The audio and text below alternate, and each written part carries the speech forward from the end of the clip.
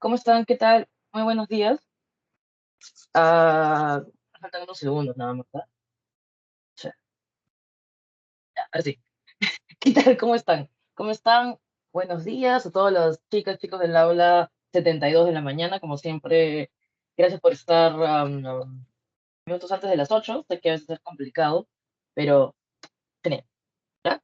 ¿Qué tal? ¿Cómo estás, Álvaro? Bueno, todos los que veo por acá, algunos han puesto fotos, otros no. Veo Franco, Kevin, siempre saben cuidado con su micro, sobre todo para que sus compañeros no estén ahí escribiéndole por el chat. Que cuidado con el micro, ¿ya? Bueno, supongo que todo está bien, ok, con el audio. En un rato comienzo a compartir. Buenos días, ¿cómo están, Odette?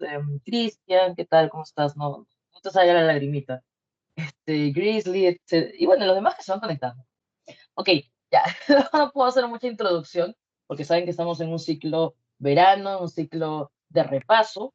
Ya se va a acercar pues también tu examen, pues estaba leyendo que creo que tienen 3 exámenes. Entonces, bueno, vamos con otra parte importante el día de hoy. En esta segunda semana vamos a ver más bien contenidos de historia del Perú, ¿ya? Y como siempre, la idea de hacer estas semanas consecutivas es que puedas traer definiciones, conceptos, características que hemos trabajado la semana pasada. Este, eh, Franco, tu micrófono, por favor. Creo que ya puedes silenciarlo porque está ahí. Que suena una voz en el fondo. Ya bueno, en fin, ya irla silenciando a lo largo de la clase. Ya les decía entonces que la idea de que hagamos estas semanas consecutivas es que puedas traer características, conceptos, términos, ya, de la semana que pasó, ¿ya? Por ejemplo, hoy nos toca ver en algún momento en Historia del Perú, nos toca ver el tema de, bueno, ya, chévere, ya, sí puedes decir su micro, sorry, no lo hice porque sea una dictadura, sino porque estaba ahí sonando algo de fondo. Bueno, les decía entonces que vamos a traer contenidos de la semana que pasó. Recuerdan que hemos visto este paso del paleolítico, mesolítico hasta el neolítico, o sea, estoy hablando de la edad de piedra en lo que se refiere a historia universal. Por favor, esa evolución que hemos visto, tráela al día de hoy, porque en algún momento vamos a ver cómo el hombre, una vez llega a América, bueno, sobre todo, ¿qué tal? ¿Cómo estás, Daniel? Buenos días. O una vez el hombre llega a América, el Homo sapiens, como sabemos, va a ir también volviéndose más complejo. Esto es importante porque los chicos siempre me preguntan, prof, hay memotecnias para algunas cosas, pero no hay memotecnias para otras cosas. Pero siempre recuerda que se va desde lo más, podemos decir, simple hacia lo más complejo, ¿no? En un momento la sociedad lo que buscaba era una sociedad del paleolítico sobrevivir, ¿ya? Cazadores, recolectores, organizados en bandas, y recuerda que una vez van satisfaciendo sus necesidades básicas, como es el alimento, y ya sabes que ahí viene el tema de elaborar herramientas y todo ello, se van volviendo más complejos, ¿ya? Y cuando descubren, no más que descubren, cuando ya desarrollan la agricultura y la ganadería, es decir, su economía se vuelve productiva, ya esta sociedad ya se transformó, se vuelve cada vez más compleja. Va a haber una élite, recuerdan como dijimos, de estos astrónomos especializados, que también hubo aquí en el territorio andino, por ejemplo, los Chavín, ¿ya? El tema con Chavín, a mí siempre me gusta dedicarle como que 30, 40 minutos porque hay mucho para hablar, pero saben que ahora vamos a tener que verlo súper fast. Pero incluso hay unos videos en YouTube sobre Chavín. Hay un documental un poco antiguo no recuerdo si era History, no recuerdo en este momento si era History o National. En sus buenos tiempos, ¿no? En los tiempos que no hablaba tanto de los aliens. Este, y justo hacen una recreación de cómo los sacerdotes Chavín se ponían colmillos, se ponían plumas, se pintaban el rostro, hacían adivinación, porque eso fue lo interesante, el prestigio que tuvo esta casta sacerdotal de Chavín. Ya sabes, cuando hablamos de teocracia, o sea, el gobierno de la clase sacerdotal, como vimos la semana pasada, lo mismo ocurrió aquí, eran astrónomos especializados. Su poder radica en observar los ciclos, entender la naturaleza y eso llevarlo a la agricultura.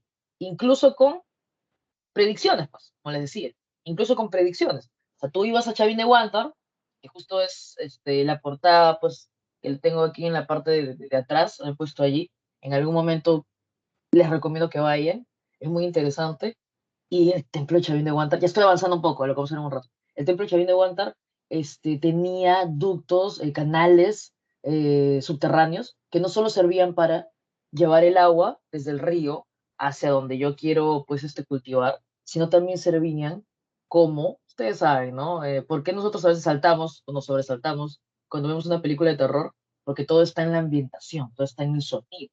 Y estos canales que estaban de manera subterránea en el templo Chavín de Huántar eran para sonidos, para efectos especiales, vamos a decirlo de esa manera. Efectos sonoros, efectos sonoros. Efectos sonoros, ala, y el mismo lanzón que está al final, pues en la galería, el lanzón monolítico, entonces se habrán dado cuenta que tiene, pues, como que unos relieves. Imagínate que le suelten sangre desde arriba, la lanzón. Y tú estás bajo efectos del consumo de plantas alucinógenas. En verdad era alucinante toda la performance, toda esta experiencia chavín, ¿ya? Y todo eso se hacía para reforzar y para que se siga creyendo en este culto de los dioses de Chavín. ¿Ya?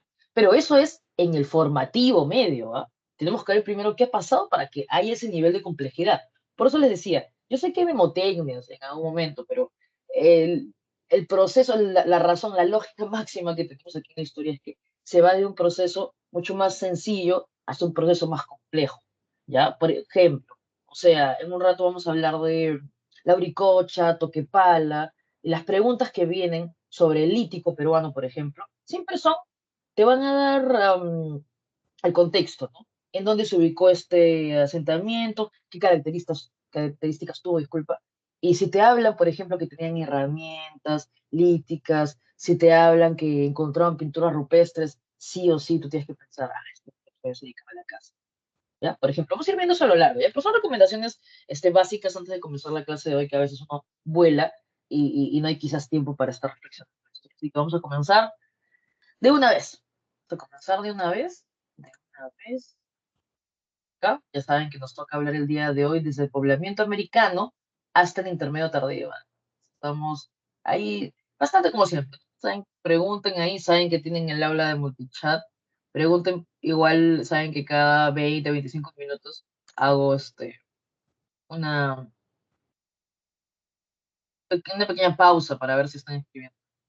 Listo, ya estoy viendo el cuadradito rojo, así que sé que estoy compartiendo. También si hay problemas con el audio, no hay problema en que ustedes me lo señalen abriendo su micro, no tengo problema. Vamos a comenzar entonces el día de hoy, ¿ya?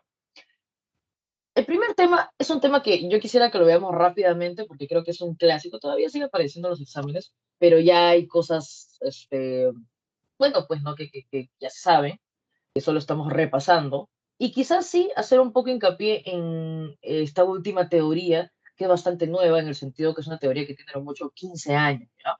Estamos hablando de las teorías sobre poblamiento americano. ¿Recuerdan la semana pasada que conversamos rápidamente que la arqueología, la antropología, la geografía son ciencias que ayudan, ¿no? Ciencias auxiliares de la historia? Bueno, gracias a los descubrimientos arqueológicos, ¿no? Y también antropológicos, acá vamos a ver a muchos antropólogos, por ejemplo, como Rivel, se ha podido llegar a estas teorías. Ustedes saben, pues, que lo ven en otros cursos. Una teoría está compuesta, pues, por un planteamiento, que en un principio fue una hipótesis, que tiene argumentos, pruebas, y que ha ido a lo largo del tiempo como volviéndose más fuerte, o sea, estas pruebas se ha observado que son reales, confiables, y la teoría cobra más fuerza, por decirlo así, o por otro lado, más bien se van descartando, ¿no? Eso es lo interesante de las teorías. No todo está dicho.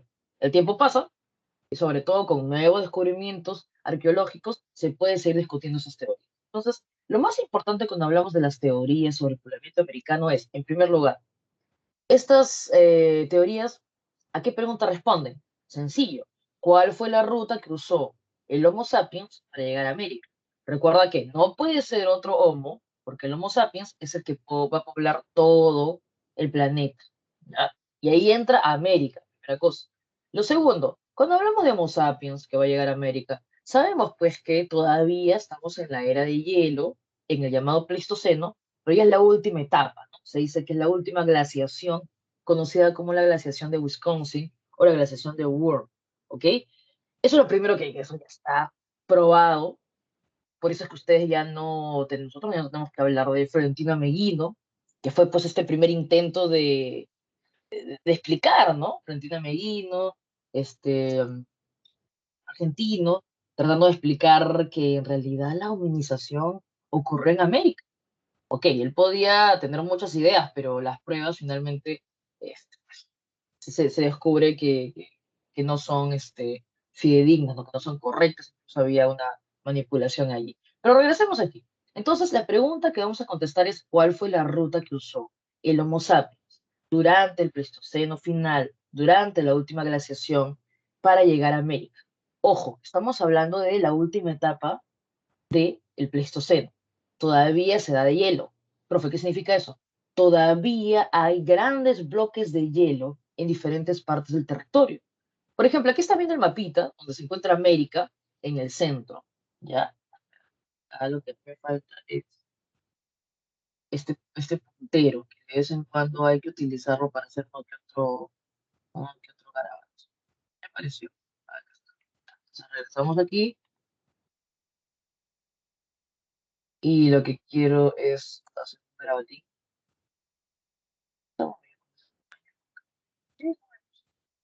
El rosa. Ya, este es América, ¿ya? Y lo que quiero simplemente que ustedes vean es que habían grandes bloques de hielo, por ejemplo, aquí. Ya, me queda este garabato medio feo. Pero como se está viviendo todavía el Pleistoceno final, hay territorios, por ejemplo, como los polos, ¿no? Polos, por ejemplo, pero sobre todo esto que estoy garabateando aquí, América del Norte, que existían grandes bloques de hielo. Y esto es interesante porque en verdad ha tenido que pasar bastantes años para que se abra recién un paso entre estos bloques y para que de América del Norte puedan llegar a América del Sur, por ejemplo. O sea, que tengas en cuenta eso. Ya, primera cosa.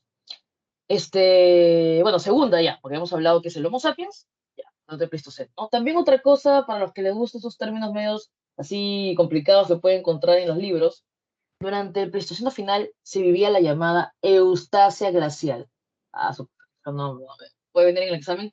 No exactamente, o te puede venir como contexto y te van a explicar qué es, no te preocupes.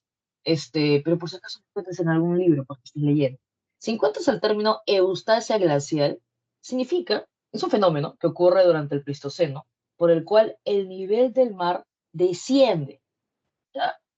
Porque justo estoy diciendo, pues, o sea, como estamos en la etapa de hielo todavía, hay grandes bloques de hielo, ¿ya? El nivel del mar ha descendido bastantes metros, lo cual permite que, por ejemplo, se puedan ver partes de tierra, como el llamado puente terrestre de Bering, por ejemplo. Eso no hubiera sido posible sin la llamada Eustasia glacial, ¿ya? Sí, es un nombre feíto, lo sé, pero sirve, ¿ya? Todo. Ya, ahí lo dejo para que veas. Uno de los tantos bloques de hielo que existían en América del Norte. Ya, perfecto. Comencemos entonces ahora. Son cuatro teorías que intentan responder cómo el Homo sapiens pobló América. La primera es la más clásica, ya, la más aceptada también, que es la teoría asiática desarrollada por Alejandric. ¿Ya? Sencillo, ya te dije, dos cosas, ¿ah? Conoce el planteamiento y las pruebas. Planteamiento de la teoría asiática. ¿Cómo responde la pregunta cómo el Homo sapiens llegó a América? Bueno, Jaldrika te dice que los paleomongoles, o sea, los ancestros, ¿no? En este caso, ya los paleomongoles, este grupo, llega desde el Asia a través del actual estrecho de Bering. No, creo que ya podemos borrar esto y más bien hacer otro garabatín. Acá está la flecha. Acá está súper clara la fecha, la flecha, ¿te das cuenta? Teoría asiática. Está con el número uno. Desde el extremo asiático de la Siberia, ¿ya? En dirección a América del Norte. Esta flecha que ves acá, ¿ya? El número uno. El número uno. Esa es la ruta propuesta por Alejandric. Teoría asiática. Los paleomongoles llegaron desde el Asia a través del actual estrecho de Bering. ¿Por qué razón? Lo que te explicaba, la Eustasia glacial. baja el nivel del mar, se han formado grandes bloques de hielo y deja al descubierto un puente terrestre. Claro, actualmente este puente ya no se ve porque estamos viviendo en el Holoceno, donde ya hay pocos grandes bloques de hielo, más bien el nivel del mar ha aumentado y por eso es que no se puede ver este puente terrestre de Bering. Y actualmente más bien se conoce como un estrecho, ¿ok? Profe, ¿cuáles son las pruebas? La cercanía geográfica. ¿Se puede, profe? Sí, desde la Siberia hacia lo que sería actualmente Alaska, son cerca de 85, 90 kilómetros. Es transitable. ¿Por qué razón cruzó? Ya sabes que en el Paleolítico es un cazador, es un nómade, probablemente pues siguiendo a los animales, buscando la comida, buscando otros territorios, o por la misma curiosidad del ser humano de eso, de conocer, eh, poblar más territorio. Segunda evidencia, fue posible por la glaciación de Wisconsin, la Eustasia glacial, el nivel del mar bajo, ya, todo lo que implica. Pero no solo hay evidencias geográficas, también hay evidencias físicas, ¿ya? En el sentido de, y esto es lo que hacen muchos antropólogos, si cuando se compara a la población de la Siberia con la población a unos nativos norteamericanos, hay similitudes, como el cabello lacio, la poca pilosidad, los pómulos sobresalientes, hay similitudes, ¿ya? Así que también sería una evidencia física en este caso, o antropofísica, a veces también le dicen, ¿ya? Este, mm, para apoyar esa teoría. Otra cosa también, esa teoría la vas a encontrar en algunos libros con el término monorracial, ¿ya? También la separates. ¿Por qué razón? Ha sido pregunta de examen. Porque para Jaldrika solo los paleomongoles han cruzado. Para él, solo este grupo humano. Por eso esta teoría también se le conoce como monorracial. Porque para Jaldrika solo un grupo humano cruzó en esta. ¿Por qué seguimos hablando de otras teorías y no nos quedamos solo con Jaldrika, profe, que es la más aceptada? Por la misma razón que te comentaba hace un rato que había un gran bloque de hielo en el norte. Ese gran bloque de hielo no permitió que inmediatamente se vaya desde la América del Norte hacia América del Sur. ¿Por qué hay distintas evidencias, incluso más antiguas que las que se han encontrado en América del Norte, en Sudamérica? Por favor, a ver, vamos por parte. ¿Qué otra cosa? Ya, lo que pasa es que también la teoría asiática se ve apoyada por las llamadas puntas Clovis. Las puntas Clovis son puntas de lanza que se han encontrado en lo que sería actualmente Nuevo México, Estados Unidos, que tienen una antigüedad de 12.500 años. Entonces, no solo es la cercanía, no solo es el que el nivel del mar había descendido, no solo es las semejanzas físicas que tienen los grupos humanos, sino también se han encontrado puntas que dicen, ah, ya, pues acá hay puntas de lanza, acá ha habido cazadores. Esas puntas de lanza tienen 12.500 años de antigüedad. Pero ¿qué pasa cuando te digo que en el sur hay evidencias más antiguas? Por ejemplo, actualmente se está estudiando mucho, bastante controversial, el hombre de Monteverde en Chile, que tendría 14.800 años de antigüedad. ¿Ya? Entonces tú dices, profe, ¿cómo en el sur va a haber evidencia? O sea, va a haber estos rastros, ¿no? Estos restos más antiguos que los del norte. Y me está explicando que los del norte no pudieron bajar inmediatamente hacia el sur porque había un gran bloque de hielo y más bien con el tiempo se va formando el paso de Mackenzie. Entonces aquí ustedes, ¿no? Hay que pensar, no solo deben haber llegado por esa ruta, deben haber existido otras rutas. Por eso hay otras teorías.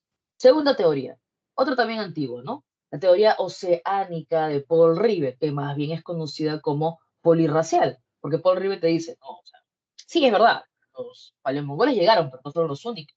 También polinesios y melanesios cruzaron el Océano Pacífico. Ahí tienes en el mapa el número 2, separado. El número 2. Desde la Melanesia y Polinesia, que son estos archipiélagos muy cerca a Australia, o sea, que forman parte de Oceanía, cruzaron el Océano Pacífico. ¿Cómo? Con embarcación. Profesor de embarcaciones, no, también se van a ayudar de la corriente, las corrientes que hay en el océano. No te olvides que una corriente es como si hubiera ríos, ¿no? Disculpa que esta explicación tan, no sé. Es como si hubiera ríos en el mismo océano. ¿ya? Esto impulsa, ayuda a las embarcaciones. Entonces, es también una evidencia geográfica, ¿no? Que van a utilizar la corriente ecuatorial para llegar, por ejemplo, hacia México. Bueno, hacia América Central, lo que actualmente sería México. Y la corriente del Pacífico Sur para llegar a lo que sería, pues, Sudamérica. Utilizaron estas embarcaciones llamadas catamaranes, ¿ok? Que también las encuentras como piraguas, canoas, pero el término, pues, correcto, sobre todo los polinesios tienen estas embarcaciones que se llaman catamarán. Y eso les permitió cruzar el océano. Profe, ¿alguna otra evidencia?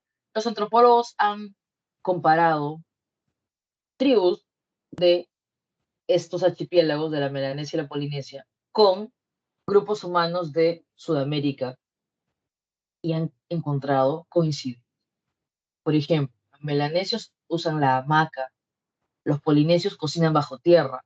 Acá también hay, es una cosa alucinante. Puede haber pasado hace cientos, miles de años, pero tú sabes que las tradiciones van pasando de generación en generación.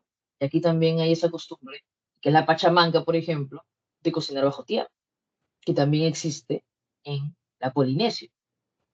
También hay semejanzas lingüísticas entre algunas palabras de la Polinesia, como por ejemplo el quechua y otros dialectos de Sudamérica.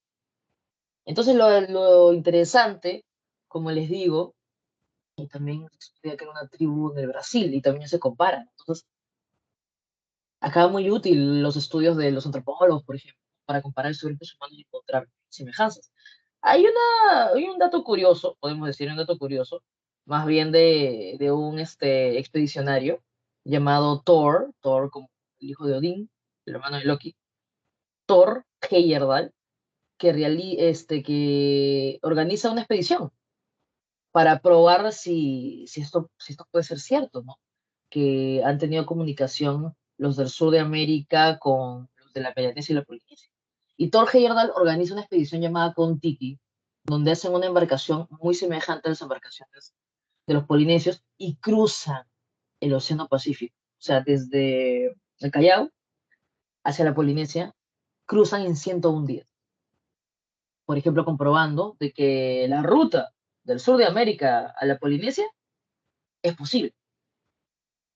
Así que, claro, Paul Rivet te dice al revés, ¿no? Que Melanesia y Polinesia han llegado, pero te estoy contando esto como un dato curioso, para que sepas que sí es navegable, por ejemplo, del sur de América hacia la Polinesia y Melanesia, ¿no? Lo hizo Thor Heyerdahl décadas atrás, con la expedición Kon-Tiki. Hacemos ahora la tercera teoría, que es la de Méndez Correa, que más bien aquí él te dice que van a migrar desde Australia hacia lo que sería pues el sur de América. Estamos hablando más o menos pues esta ruta de Australia, Tasmania, las Islas Auckland, la Antártida, Tierra del Fuego y finalmente llega a la Patagonia. A ver, esto es bastante discutido, ¿no? Porque dicen, espera un momento, o sea, ya, me imagino que entre los primeros archipiélagos, o sea, de Australia, luego Tasmania, ha ido con embarcaciones, ¿no? Sí. Pero cruzar caminando la Antártida, ¿te imaginas? Actualmente en el Holoceno es un territorio complicado, la Antártida es un territorio complicado. Entonces te pones a pensar y dices, ahí por ahí como que un poco, ¿no? Se discute esa teoría en cuanto a eso, pero ¿cuál es la evidencia de Méndez Correa? Él te dice que el hombre cruza la Antártida durante el óptimo climático, ¿no? Es decir, que ya se estaba acercando al Holoceno. Y el Holoceno, digamos, pues que como hay más calor, más humedad, esto habría permitido de que el hombre pueda cruzar a pie la Antártida, ¿no? Pero igual, por ahí es como que este es el punto flaco, ¿no? Por el cual siempre se discute sobre esta teoría, ¿ya? Y esta teoría, además de tener como evidencia el óptimo climático, también tiene como evidencia lo mismo, evidencias culturales. Se ha comparado también a poblaciones del sur de América con poblaciones de Australia. Se ha observado que tienen viviendas con forma de colmena, que utilizan estas armas arrojadizas que son el boomerang, también esos instrumentos que son los zumbadores. Entonces también hay semejanzas. Entonces cuando vemos esto, cuando vemos estas semejanzas, imagínate un pueblo en el sur de América o una tribu en el Brasil y tiene semejanzas, tiene mismas tradiciones, por ejemplo, en la Melanesia, la Polinesia o en Australia, te pones a pensar y dices, definitivamente ha habido un momento de contacto, ¿no? O también dices, no solo quizás los paleomongoles fueron los que cruzaron, pero seguimos hablando de diferentes teorías para ver todas las posibles rutas que puede haber utilizado el hombre. Y la última teoría, la nueva, porque como les decía, a lo mucho tiene 15, 16 años, es la teoría noratlántica. Esta teoría sí es súper mega alucinante, es nueva, desarrollada por Bradley y Stanford. Y aquí su mismo nombre lo dice, la teoría noratlántica. Acuérdate que todos van a responder la pregunta, ¿por qué ruta? ¿Qué ruta utilizó para llegar a América? Noratlántica utilizó el norte del Océano Atlántico o el Atlántico Norte. Profe, espera un ratito, estoy viendo la flecha. La propuesta de Bradley y Stanford es que desde Europa llegaron a Norteamérica, exacto. Esa es la propuesta de Bradley y Stanford. Acuérdate que les decía que había bloques de hielo. También había bloques de hielo, lo que es el Atlántico Norte. ¿Y qué hacían estos pobladores de Europa, los llamados pobladores de la cultura solutrense? Bueno, lo que hacían era navegar bordeando estos bloques de hielo. Llegaban también al norte de América. Y luego en un momento, cuando ya estos bloques de hielo cada vez más se retiran, ya algunos deciden volver, por ejemplo, ¿no? O ya se quedan en Europa, ¿no? Pero igual ya ha habido esta comunicación, como se dice. Profe, ¿y en qué se basan Bradley y Stanford? Bueno, lo primero, como te digo, es esto, ¿no? De que había un gran bloque de hielo que les permitía a los europeos navegar, ¿ya? En dirección a América del Norte.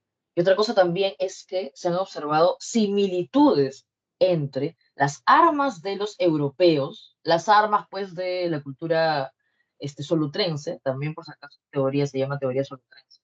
Lo que pasa es que cuando hablamos de solutrense, oldubayense, achalense, son, son culturas de herramientas líticas. No solo concéntrate ahora en Solutren. La Solutrense, sobre todo, es este grupo humano que se desarrolló en lo que actualmente sería parte de la península ibérica, parte de España, parte de Francia. ¿Ya? Ellos son los que van a ir en embarcaciones en dirección a América del Norte. ¿Ya? Profe, ¿y cómo se sabe esto? Porque hay similitudes, pues similitudes entre las puntas que hacían los solutrenses de Europa y las puntas, por ejemplo, de los Clovis. ¿Te acuerdas que te dije hace un rato que la teoría estética se apoyaba en estas puntas que se han encontrado en Nuevo México? Pues bueno, acá también, ¿no? Se encuentra que hay semejanza entre las puntas Clovis y las puntas solutrenses. Las puntas solutrenses son mucho más antiguas. Los solutrenses tienen, pues, por ahí una antigüedad de 18.000 años. ¿Ya? Entonces, como se encuentran similitudes, ya, hay semejanzas. Ambos son puntas delgadas, las asiáticas son gruesas. Significa que ha habido una influencia de este grupo europeo. Ha tenido contacto con los pueblos norteamericanos. O en todo caso, ellos también, algunos como digo, se quedaron en Norteamérica. Estas son las cuatro teorías. Lo más importante aquí es recordarla el planteamiento y las evidencias. ¿Ok? Ya contestamos a la pregunta, ¿cuáles fueron las posibles rutas? ¿Ya? Ahora más bien hay que trabajar. Ah, y acá sí, disculpen que me pase al final, pero es que tienen que ver esto, ¿ya? Creo que me voy hasta el final, pero es que esto es importante. Ahí está. Me he ido al final porque necesito primero explicarles rápidamente cómo el Perú prehispánico, ya, o sea, el Perú antes de la conquista e invasión, cómo ha sido estudiado, por quiénes ha sido estudiado. Ya lo vemos rapidito. Los dos arqueólogos que utilizamos nosotros en la separata de la Pre y la mayoría de historia del Perú, ¿ya? Son por un lado Lumbreras y por otro lado John Rowe, ¿ok? Lo que ves arriba, o sea, acá está, o sea, que quiero que comprendas esto. Esta es la periodificación del Perú prehispánico, solo concéntrate arriba. Lo de abajo es la línea de tiempo que siempre hacemos, para hacer una comparación con historia universal. Pero concéntrate arriba. Esta periodificación es importante. La vas a ver en tu separata, nos va a ayudar, ya sabes, para qué sirven las periodificaciones, para entender etapas y las características de estas etapas, de cómo el proceso de las comunidades se va de lo más sencillo hasta lo más complejo, lo que te explicaba al iniciar la clase.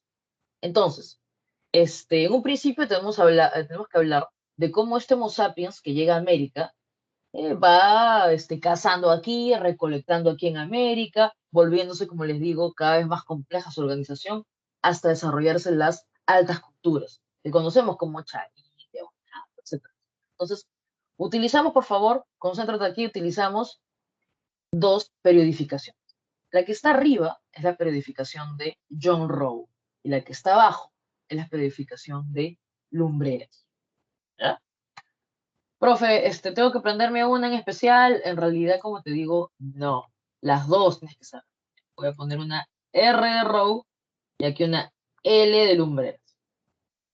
Arqueólogos ambos. John Rowe, estadounidense, Lumbreras, pues, ayacuchano, peruano. ¿Cuáles son los criterios que utilizan? Sabes que siempre hay una verificación y criterio. Para John Rowe el criterio es, él estudia la cerámica. Y él dice, bueno, cuando no hay cerámica, precerámico le pone a esa fase. Y luego a partir de la influencia que tiene el estilo de la cerámica, él, inspirándose en la periodificación de la historia de Egipto, habla de horizontes e intermedios. Tres horizontes, dos intermedios. Esta es la clásica que probablemente te han enseñado en el colegio. Horizonte temprano, primer horizonte, intermedio temprano, primer intermedio, horizonte medio, intermedio tardío, horizonte tardío. Y ahí está cada una de las culturas que los encontramos ahí. Pero también existe la periodificación de Guillermo Lumbreras. Y Lumbreras más bien utiliza como criterio las características socioeconómicas, políticas, bueno, socioeconómicas en un principio, que tienen las comunidades. Y más bien, Lumbreras te dice lítico, arcaico, formativo. Profelítico me suena como paleolítico. Sí, en realidad hay algunos chicos, chicas que se les hace un poco más sencillo quizás de entender la de Lumbreras, porque si te dicen lítico, pero la versión mundo andino, créeme que se cumplen muchas cosas del paleolítico que vimos la semana pasada. Por eso les decía, traigamos lo que hemos discutido la semana pasada al día de hoy.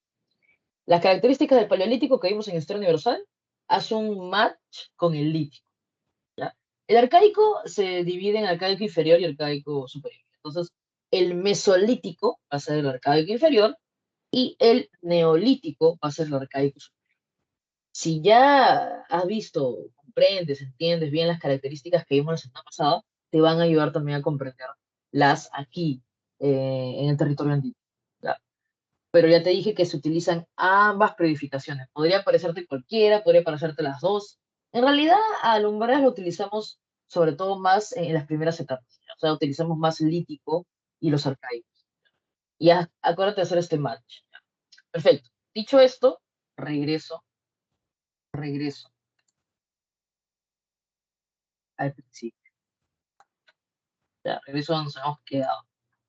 Ya viste que ya, vamos. Listo. Aquí nos hemos quedado. ¿Ya? Ahora, estamos utilizando la periodificación de Lumbreras, periodo lítico. Yo te he pedido que hagas el match con el paleolítico de Historia Universal. Ah, profe, entonces yo me acuerdo que en el paleolítico de Historia Universal los hombres se organizan en bandas para sobrevivir, son cazadores-recolectores, o sea, tienen su economía depredadora, viven en cuevas, realizan sus herramientas para cazar, tienen técnicas de caza, y esto lo plasman en el arte, de acuerdo que son sapiens, ¿ya? Entonces, profe, ¿todo esto se cumple en el territorio peruano? O bueno, andino, si queremos hablar de manera general, sí. Pero también hay las peculiaridades y las particularidades del territorio, actualmente del Perú. ¿Cuáles son, profe? A ver, pasa que una cosa es que tú seas un grupo humano que vive en la costa o que seas un grupo humano que vive en la sierra, que lo dice. Porque los de la costa se van a especializar, por ejemplo, en la pesca. En cambio, los de la sierra van a ser mejores cazadores. Entonces, vamos a decir también que por allí es evidente que va a influenciar el territorio en el cual te sientes. Así que eso sería la única peculiaridad que yo tengo para decirte, además de las características, créeme, que nos sirven mucho del paleolítico que ya vimos la semana pasada. Fíjate, bandas, no hay jerarquías todavía, nómades, viven en cuevas, depredadores, todo. Por eso, ¿entendiste bien el paleolítico? Trae esas características paleolítico peruano, pero solo acuérdate de estas particularidades que te he dicho, ¿no? Que dependen mucho en este grupo en donde se siente, ya sea en la costa o en la sierra, para que esto afecte qué actividades van especializándose más. Otra cosita, acá se hay memotecnia, ¿ya? Ay, profe, pucha, qué difícil tengo que aprenderme todos los restos que han encontrado los arqueólogos para poder entender cómo era la vida en el Lítico. Sí, es verdad, hay memotecnia, felizmente. En otros casos no hay memotecnia. Pero, profe, ya, pero acá recuerda que tienes preguntas tipo de, cuando hay preguntas, muy así, dateras. Entonces siempre vas a tener ahí el contexto que te van a dar en la pregunta. No te preocupes, ya. Pero siempre recuerda eso, lo que te acabo de decir. A ver, que si te hablan de cazadores, ya, bastante probable que sean evidencias que encontraron en la sierra. Si más bien te hablan de pesca, estarán pues en la costa.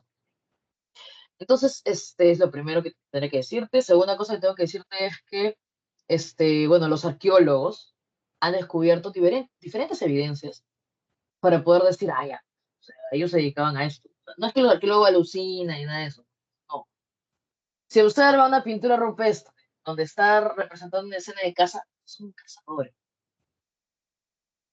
Encuentra diferentes puntos de lanza, son cazadores y utilizan esas herramientas. ¿Ya? Profe, acá no voy a encontrar textiles, acá no voy a encontrar evidencia de primer cultivo experimental. No, pues no, no. Eso es lo que quiero que te quede súper claro. Cuando venga una pregunta, ya sea sobre lítico o arcaico, las típicas preguntas son, te van a hablar, te van a dar así un parrafito donde te van a dar el contexto, te van a decir lo que se encontró. Y siempre las preguntas te piden que tú ubiques a qué periodo pertenece. Entonces siempre hay que estar bien atentos, bien atentas a lo que te van a describir, porque estas descripciones son de acuerdo a lo que encontraron los arqueólogos. Si encuentran huesitos, encuentran herramientas, encuentran pinturas rupestres, son cazadores recolectores, pertenece esa evidencia al periodo lítico. ¿Ok? Si más adelante encuentran más bien corrales, excremento fosilizado, huesos de vicuñas, huesos de guanacos, ahí más bien el hombre ya pasó a otro momento, en el cual está experimentando, por ejemplo, con domesticación de plantas y animales. Así que no te preocupes, más sencillo hasta lo más complejo. Hablemos entonces cuáles son las evidencias arqueológicas que pertenecen al periodo lítico. Y tenemos nuestra memotecnia del Pichitopala, ¿no? Pi de Piquimachay, Chi de Chivateros, To de Toquepala, Pa de Paiján, ¿no? Y la de Lauricocha. Perfecto. Comencemos con Piquimachay, Ayacucho. ¿Qué se encontró en Ayacucho? Los restos líticos más antiguos. ¿Ya?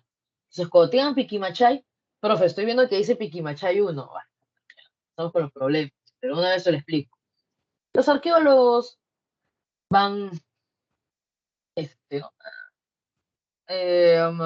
Excavando diferentes territorios y a veces puede ser que en un mismo lugar haya habido un asentamiento en el lítico y que se hayan quedado también hasta el arcaico. Por eso los arqueólogos ponen números romanos, ¿no? Uno, dos, tres, por son las fases. Tranquilos, no se compliquen, no les dé ansiedad, por favor. Pero si por allí ves que aparece el uno o el 2 significa sobre todo a la antigüedad, ¿ya? Uno es el más antiguo. Dos, o sea, lo que entiendas. Uno, dos, tres, si hablamos, el uno va a ser el más antiguo, el primero. ¿Ya? Y hay que ponerlo porque así aparece, pues también, ¿no? Así es el número que tiene la fase. ¿Ok? Ya. Entonces, Piquimachay 1, que se encuentra en Ayacucho, son los restos líticos, la primera evidencia de presencia humana. los restos líticos, instrumentos líticos más. Luego nos tocaría hablar de chivateros. Chivateros se encuentra en Lima, en el Valle del Chillón, y aquí se encuentra algo muy, muy alucinante.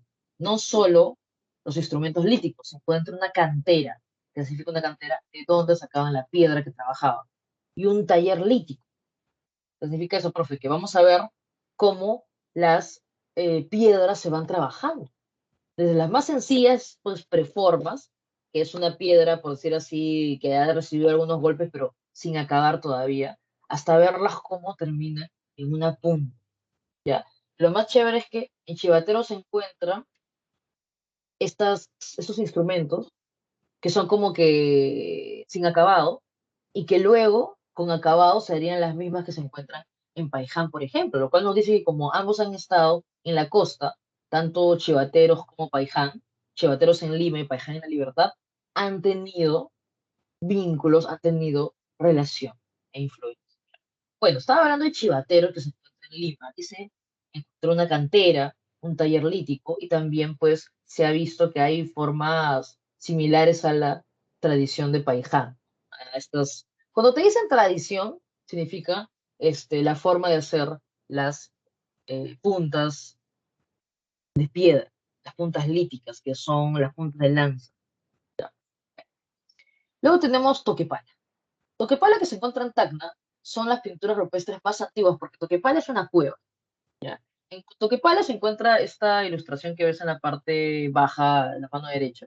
En Toquepala se encuentran las pinturas rupestres más antiguas, con escenas de caza. ¿Ya? Y acá es interesante porque se está observando pues una escena típica de caza, una escena de caza colectiva. El hombre no cazaba solo, cazaba en grupo, y también esa técnica que se utiliza hasta la actualidad del llamado chac o chac, que es rodear al animal. Había otras técnicas también, como de arrastre y todo, pero esta era la más común, ¿no? Y se veía que se encuentran también instrumentos líticos, pero aquí lo más relevante es que Toquepala son las rupestres más antiguas que hay, ¿ok? Luego pasamos a Peján, que ya te había comentado que también trabajaron herramientas líticas y que están vinculadas con chivateros. En Paiján, además de haberse encontrado estas puntas, como les digo, que son puntas proyectil, la que ves aquí, al costado del huesito. ¿Ya? En Paiján se encuentran las puntas proyectil que nos dicen que como se encuentran en la costa, estos paijaneses lo utilizaron para pescar, como una suerte de arpón. ¿Ya? Pero también lo más relevante de Paiján es que se encuentran los restos óseos más antiguos de la costa. Profe, ¿y cuáles son los restos más antiguos de la sierra? Lauricocha, que es el último asentamiento, la última evidencia que nos toca ver. Lauricocha, en Huánuco se encuentran los restos más antiguos de la sierra. ¿Te acuerdas? Paiján. Mira, a ver, vamos a tratar de explicarte, ¿ya? Así, a ver si puedes relacionarlo, ¿no? Comienza siempre por Piquimachay, que es el más antiguo de todos. ¿Ya? Listo. Luego te acuerdas de Chivateros. Como está en Lima, va a tener relación con el otro que se encuentra también en la costa, que es Paiján. Ahí lo va a relacionar. Solo que Chivateros es importante por el taller lítico que vemos y más bien Paiján es importante por los restos humanos más antiguos de la costa. Luego te pregunta, antiguos de la sierra, te acuerdas de Lauricocha, son los restos más antiguos de la sierra. Profe, y Toquepala también está en la sierra, pero Toquepala es importante por sus pinturas rupestres. Entonces, más o menos hay que tratar de relacionarlo. Yo sé que la mnemotecnia sirve para acordarte los sitios, Piki, Machay, me acuerdo los sitios, pero quizás es un poco complicado saber qué se encontró allí, ¿no? Pero si te das cuenta, básicamente son en algunos lugares pinturas rupestres, en otros los huesos completos, que es importante. En todos lados se encontró un hueso para saber que un hombre lo ha hecho, pero sobre todo los huesos completos, que son los de Paiján y los de bueno, la Auricocha, que la Auricocha están algo incompletos. Son los entierros, sobre todo, que se han encontrado. Los de Paiján son súper alucinantes porque, como puedes verlos ahí, están en esa posición fetal y estaban como que envueltos con fibras vegetales, ¿no? Entonces, bueno, no te olvides Piquimachay, Chivateros, Toquepala, Paiján y la Auricocha. La Auricocha es como que tiene de todo, ¿no? Tiene herramientas, tiene los restos humanos más antiguos de de la sierra, y también tiene pinturas rupestres que son esas de allí, ¿no? Que parecen hechas así, parecen un monigote, esas en negro. Ya esas son las... Listo, dejemos esto y pasemos al siguiente periodo. Te dije que el paleolítico hacía match con el lítico. Luego te dije también que Lumbreras, el arcaico, lo divide en dos etapas, inferior y superior. El arcaico inferior va a ser tu match con el mesolítico. Y esto lo vemos rápido porque ya hemos mencionado que el mesolítico es esa etapa de tránsito, donde el hombre está experimentando, donde el clima está cambiando, por eso también decide salir a la intemperie.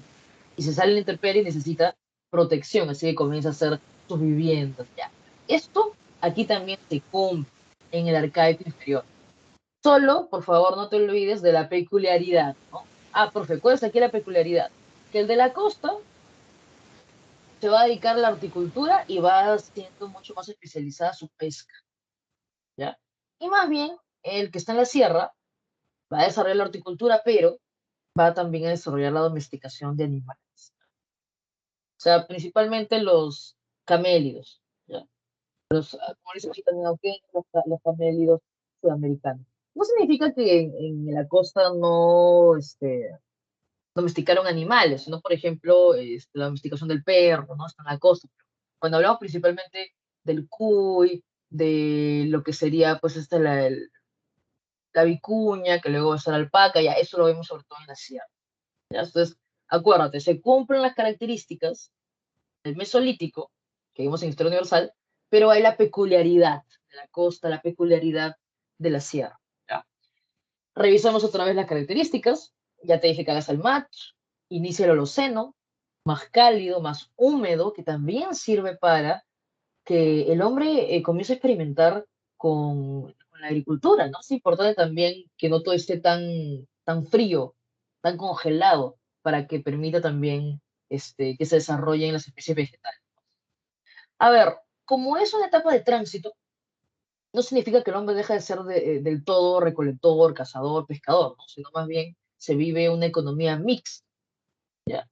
Siguen cazando, siguen pescando, siguen recolectando, pero también están experimentando, ¿ya? No te olvides que esta agricultura experimental, o sea, no es agricultura todavía, se llama horticultura, ¿no? Esta domesticación de plantas experimental. Y la domesticación de animales la conocemos como el pastoreo. Entonces también son grupos semisedentarios, pues, porque como ya viven en la intemperie y están comenzando a construir sus viviendas para protegerse de la intemperie, al aire libre, por decirlo así, se quedan ya no son tan nómades, ya, así que son semisedentarios porque se están quedando, se quedan por temporadas, 6 meses, 8 meses, por ejemplo, entonces ya se están como que acercando a su fase final de sedentario. ¿Cuáles son los sitios del arcaico inferior? Lamentablemente no tenemos memotécnica, ¿ya? Si a alguien se le ocurre, todo es bien recibido, ya compartan el conocimiento. En este caso, como les digo, hay que concentrarnos, diferenciando quizás a lo de la costa y a lo de la sierra. Ya te dije que en ambos casos hay horticultura. La única diferencia es que vamos a ver pesca todavía en la parte ya especializada, pero igual pesca en lo que sería la costa, que también vamos a ver estas viviendas bien peculiares. Y más bien en la sierra vemos, pues, además de horticultura, también la domesticación de animales. Entonces, primero, nos tocaría hablar de el primer horticultor, pues el primer hombre, en este caso, que intenta esta experimentación de domesticar las plantas. Y tenemos que irnos a Nanchok, en Cajamarca. El hombre de Nanchok, ¿ya?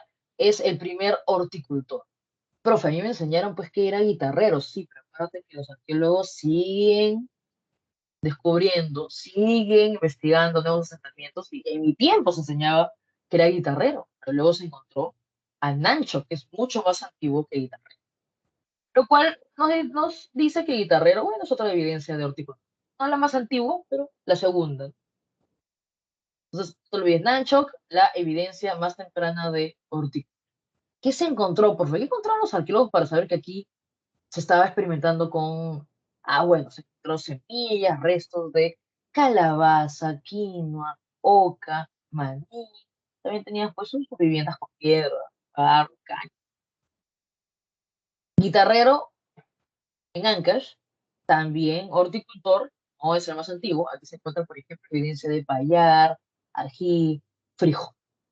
Nos vamos a la costa, en Santo Domingo de Paracas, ya, a ver, todavía no mencionarles algo. Cuando el hombre sale de las cuevas y ya comienza a vivir en la intemperie y comienza a hacer sus viviendas en la intemperie, ya le llamamos vida aldeana. Y justo hay una pregunta sobre eso. Lo que pasa es que el hombre ya sale de las cuevas y acuérdate que sigue pues en estos núcleos familiares, entonces comienza a hacer vivienda para su familia, ¿ya? Y aquí hay una vivienda, y como hay muchos núcleos familiares, de poco van incrementándose más, otra vivienda por aquí, justo de eso trata. Y esto se llama la vida aldeana, o sea, la vida en la intemperie y la construcción de este, estas viviendas, ¿ya? Esas primeras viviendas, donde utilizan todo lo que tienen, ¿no? Utilizan piedra, barro, también utilizan fibras vegetales, huesos, ya, todo eso utilizan. ¿Ya? Entonces, por ejemplo, en Santo Domingo de Paracas vemos la evidencia de la aldea más antigua de la costa peruana. Y como están en la costa, frente al mar, van a ser ya pescadores especializados. Y aquí, en Santo Domingo de Paracas, se encuentra, por ejemplo, ya que ellos pescan redes. Profe, textilería. No, no, no, eso no se llama textilería, eso se llama cestería. No sé si ustedes sabrán, bueno, o sea, una cosa es que tú hiles para luego hacer un textil. Y otra cosa es, no sé si ustedes habrán visto o tendrán en su casa, por ejemplo, a veces las canastas del pan, no se habrán visto, a veces los abuelitos tienen canastas. Y eso no es un textil, son fibras vegetales que, por ejemplo, les han dado forma, ¿no? Los han ido anudando y todo ello ya. Eso es cestería, eso no es textilería, todavía no aparece. Si ahorita te pregunto, es cestería. Y justo hay estas canastas, no digo cestas, que son hechas con diferentes fibras vegetales. ¿Ya? Y eso no es textil. No es que tú hilaste y luego cosiste. No, tejiste. No. Eso todo es textilería. Eso se llama cestería. Por ejemplo, encontramos en Santo Domingo Paracas. En Santo Domingo Paracas encontramos entonces, no te lo olvides, la aldea más antigua de la costa, como estaban en Ica, frente al mar, se dedicaban a la pesca, ya realizaban pesca con redes, por ejemplo. Y también se encuentran, pues, te dicen que es el primer músico también en Santo Domingo, de Paraca, porque tenía estas quenas con huesos de pelícano. Luego tenemos a Chilca, ya, ahí nomás también, en la costa, en este caso en Lima, es una aldea costeña, también se dedicaban a la pesca, pero aquí más bien se encontraron anzuelos. Y no te olvides que es una economía mixta, todavía pescan, todavía marisquean, que significa recolección de mariscos, pero también hay evidencia de horticultura. O sea, en Chilca también se encuentra frijol, calabaza, diferentes evidencias, pero Chilca es conocida sobre todo por sus viviendas así cónicas, ¿no? Semi-hundidas, como le dicen, estas viviendas típicas de Chilca, de planta circular y techo cónico, que eran semisubterráneos, sobre todo para un tema de la temperatura. Entonces ahí está el dibujito, justo hay una pregunta sobre la aldea de Chilca. El dibujito de abajo es más bien la vivienda de Santo Domingo. Es que en la costa puedes utilizar fibras vegetales, ¿no? En la sierra más bien vas a utilizar quizás piedras sobre todo. Y finalmente nos toca Telarmachay. Acá hay un datito curioso, cuando escuches el término chay al final, tiene que ver justo con domesticación de animales, ¿ya? Porque estaría vinculado pues con los corrales, ¿no? Yo ya te dije, el arqueólogo no es que alucina cómo vivió esta comunidad, sino que tiene que encontrar evidencias. Y, por ejemplo, así como he encontrado evidencia de calabaza, quina y todo ello, los arqueólogos en estos sitios, como Telarmachay, Jayguamachay, han encontrado más bien corrales, lo cual nos dice que el hombre está experimentando con la domesticación animal. El hombre, pues, observa, se da cuenta que hay especies más violentas que otras. Yo me imagino que todo ha sido un ensayo y error, que en un principio, pues, ¿no? Los atrapaban, los cazaban, los colocaban en estos corrales. Y ahí observaban cómo había algunas especies más, todas son salvajes en ese caso, unas especies más violentas que otras. Entonces se daban cuenta que las más tranquilas podían comenzar a ser domesticadas, como es el caso de la vicuña, por ejemplo. La vicuña va a ser domesticada y más adelante va a aparecer de la vicuña la alpaca. Entonces, esto es muy interesante porque también, repito, o sea, el hombre ha tenido que observar, ha tenido que darse cuenta cuál es la especie más dócil, ha tenido que también darse cuenta que si se comía todas las hembras, ya no podía haber más crías, por ejemplo. Entonces, ya comienza a hacer una selección. Y esto lo vemos en sitios como Telarmachay, que les digo en Junín, Caihuamachay también, e incluso en Piquimachay 2, ¿ya? Vamos a ver, por ejemplo, en Telarmachay, en los indicios de domesticación, el inicio también de la domesticación de camélidos, llamas y alpacas, y que llama y alpaca son la versión ya doméstica de lo que sería pues el guanaco y la vicuña. ¿Por qué? Porque se hallaron corrales, entonces, ya se ve la experimentación. Y en Piquimachay, por ejemplo, también se ve la domesticación de cuyos, por ejemplo. Dejemos el arcaico inferior para terminar con esta parte, para luego hablar solo de las otras culturas, pero que vamos bien tiempo, y hablar del arcaico superior. El arcaico superior más bien hace tu match con el neolítico. Aquí ya es el clima propicio del Holoceno, cálido, humedad, el hombre ya ha experimentado y ahora sí va a tener una economía productiva. Ya hemos dicho, ¿no? La primera agricultura es la agricultura extensiva, también conocido como la agricultura de secano, que significa que es una agricultura en la cual utilizo, por ejemplo, la lluvia. Sabes que recién más adelante, por ejemplo, Chavín, como te contaba, se van a comenzar a utilizar ya canales de regadío y eso es agricultura intensiva. Cuando ves extensiva, es la primera agricultura. Utiliza la lluvia, por ejemplo. ¿Ya? Y ahí es importante el conocimiento de los astrónomos, por ejemplo, lo cual nos lleva a otra cosa. Aquí en el arcaico superior ya se observa una primera teocracia, una élite de sacerdotes. Porque aquí se observa que hay religión organizada. ¿Cómo sabes tú que hay religión organizada?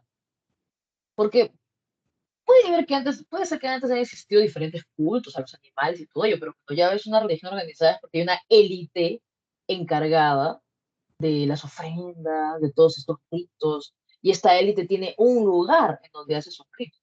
¿De qué estoy hablando? En el arcaico superior se observa la construcción de templos. Y se observa también que aquí hay estos hornos donde se queman ofrendas.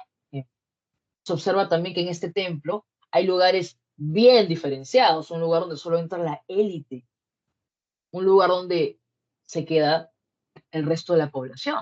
Esto se ve mucho, por ejemplo, en Caral, por haber visitado años atrás Caral, y te explican, ¿no? Acá están las pirámides donde habitaban la élite, y el pueblo está allá abajo, o sea, bien, bien diferenciado, ¿ya? Acá también, pregunta de examen, y no te olvides, por favor, sabes que se va de lo más sencillo hasta lo más complejo. En un principio había que sobrevivir. Acá ya aparecen, pues, lo que vimos la vez pasada, ¿te acuerdas? Como lo llamaban los clanes, ya incluso más adelante las primeras tribus, pero aquí le damos nuestro nombre propio, los ayllus.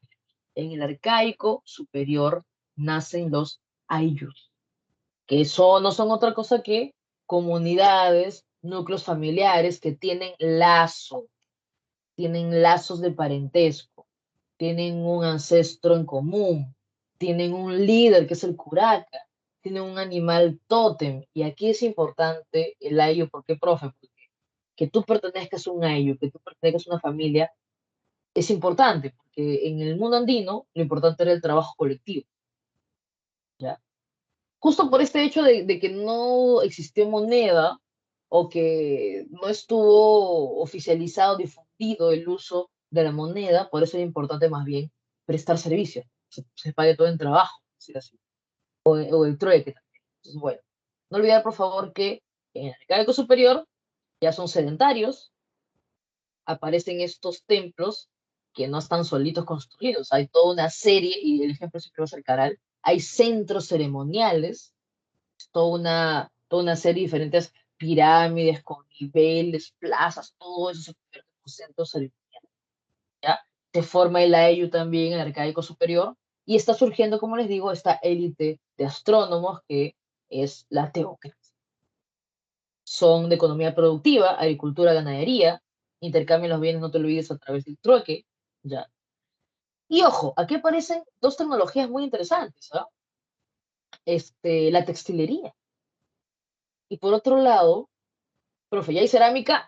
Todavía no hay cerámica. Lo que vas a ver es que, como todavía no hay un horno para cocinar la cerámica, lo que vas a ver es que utilizan el barro, pero lo dejan secar a la intemperie. O sea, hay figuras de barro crudo, como las que se encuentran en Caral, por ejemplo. O más bien, también lo que se usa es más bien los mates. No sé si han visto por ahí. En un rato vamos a ver lo que se encuentra en Huaca Prieta. Eso no es cerámica. Para que haya cerámica tiene que ser el barro cocido en horno. Lo mucho que hay en Arcaico Superior son figuras de barro crudo que se seca a la intemperie, o lo que hay son los llamados mates, que los mates son calabacines, son calabazas que se los va a decorar. Se le corta la parte de arriba y son utilizados como recipientes, pero eso no es cerámica, ¿ok? Profe, acá también hay peculiaridad de la sierra y la costa. Sí, acá hay la particularidad, pero aquí ¿cómo se van a diferenciar? ¿Cómo construían sus templos? Templos en la costa, ¿cómo son? Pirámides, pirámides truncas, como en Caral, terrazas con niveles, escalonadas, plazas circulares hendidas, están también los lugares donde se queman las ofrendas, este llamado uso del fuego ceremonial. ¿Y cómo construyes tu templo en la sierra? Bueno, aquí principalmente solo en dos plantas, dos niveles. También hay fogones, pero aquí en la sierra van a haber ductos de ventilación para que no se apague, por ejemplo, el fuego. Ejemplo de templo de la costa, Caral. Ejemplo de templo de la sierra, Cotos, de las manos cruzadas. Ya, ya te estaba hablando de los principales sitios, ¿no? Caral. Caral lo transformó todo. ¿Por qué? Porque en un principio se pensaba, pues, que Chavín era lo más antiguo, incluso antes, pues, ¿no? O sea, se pensaba que algunas culturas eran las más antiguas. Pero Caral revolucionó todo porque recuerda que Caral tiene la misma antigüedad, fue contemporánea a Egipto, Sumeria. Acuérdate que Caral es un centro, un foco de desarrollo de la revolución neolítica. Tiene la misma antigüedad que Egipto y Sumeria. Ahí ya, ahí te bajas todo lo que se pensaba antes. Por eso que le digo que la arqueología es muy, muy interesante en ese aspecto. Es el centro ceremonial más antiguo de América, es toda una ciudad sagrada, Caral, como te digo, hay toda una, este, todo un centro con diferentes pirámides, con diferentes, es todo un conjunto residencial, está la pirámide de la Galería, la pirámide mayor, la pirámide del agua, todo, ya es todo un complejo. Y ahí se encontró todo en realidad. Ahí lo que se encuentra es talleres, plazas públicas, depósitos. O sea, de acuerdo a lo que se ha encontrado, los arqueólogos pues explican, Ruth Shady, que es la que ha estudiado eso, explica pues que cada una de estas construcciones tenía una función distinta. El templo, la residencia, los talleres, los depósitos, la plaza pública. Eso ya te habla pues de una organización, de una construcción planificada. Acá se encuentran los quipus, por ejemplo, tejidos, figuras de barro, como les decía, todo esto se encuentra en Caral. El Caral está en el Valle de Supe, pertenece a Lima. En el mismo también, o cerca a Caral, también se encuentra Áspero, que es un centro ceremonial de la costa, que tiene comunicación con Caral, donde se encuentra la huaca de los ídolos y la huaca de los sacrificios. Profe, ya, pues me habla mucho de la costa. Disculpe, te voy a seguir hablando de la costa. Huaca Prieta, en la Libertad, fue una aldea ya de horticultores avanzados, ¿ok? Ahí se encuentran dos cosas que te mencionaba, los textiles, los primeros textiles. Acá ya hay textilería, antes solo había cestería. Estos textiles tienen representación del cóndor, de la serpiente. Ojo con esto, ¿ah? Ya están apareciendo estos animales que por sus características se consideran sagrados, ¿ya? También en Huanca Prieta se encuentra los mates tallados. Acá lo ven, es el costado del tejido de fondo. Un mate, como te decía, es una calabaza que está trabajada como con un punzón, que también se pasaba por fuego, son los mates pirograbados, son decorados, por ejemplo. Ahora sí hablemos de la sierra. Los dos lugares en la sierra es Huaricoto por un lado, centro ceremonial de la sierra, pero pues el más conocido es Cotos, ¿ya? Que es el centro ceremonial por excelencia de la sierra, donde se encuentran estas manos cruzadas que, como ves, están secadas en intemperie, ¿no? Están hechas en arcilla. Y lo interesante de estas dos manos cruzadas es que ya está apareciendo aquí la dualidad que existe muy importante en el mundo andino, ¿no? Femenino, masculino, arriba, abajo, ¿ya? Esta es la dualidad ya presente en esta cultura de Kotosh. Lo último, para terminar esta parte, y esto espero explicarlo en 2 minutos nada más. ¿Te acuerdas que te digo que Caral revolucionó todo porque antes la manera de explicar cómo había... O sea, ya explicamos cómo el hombre llegó a América.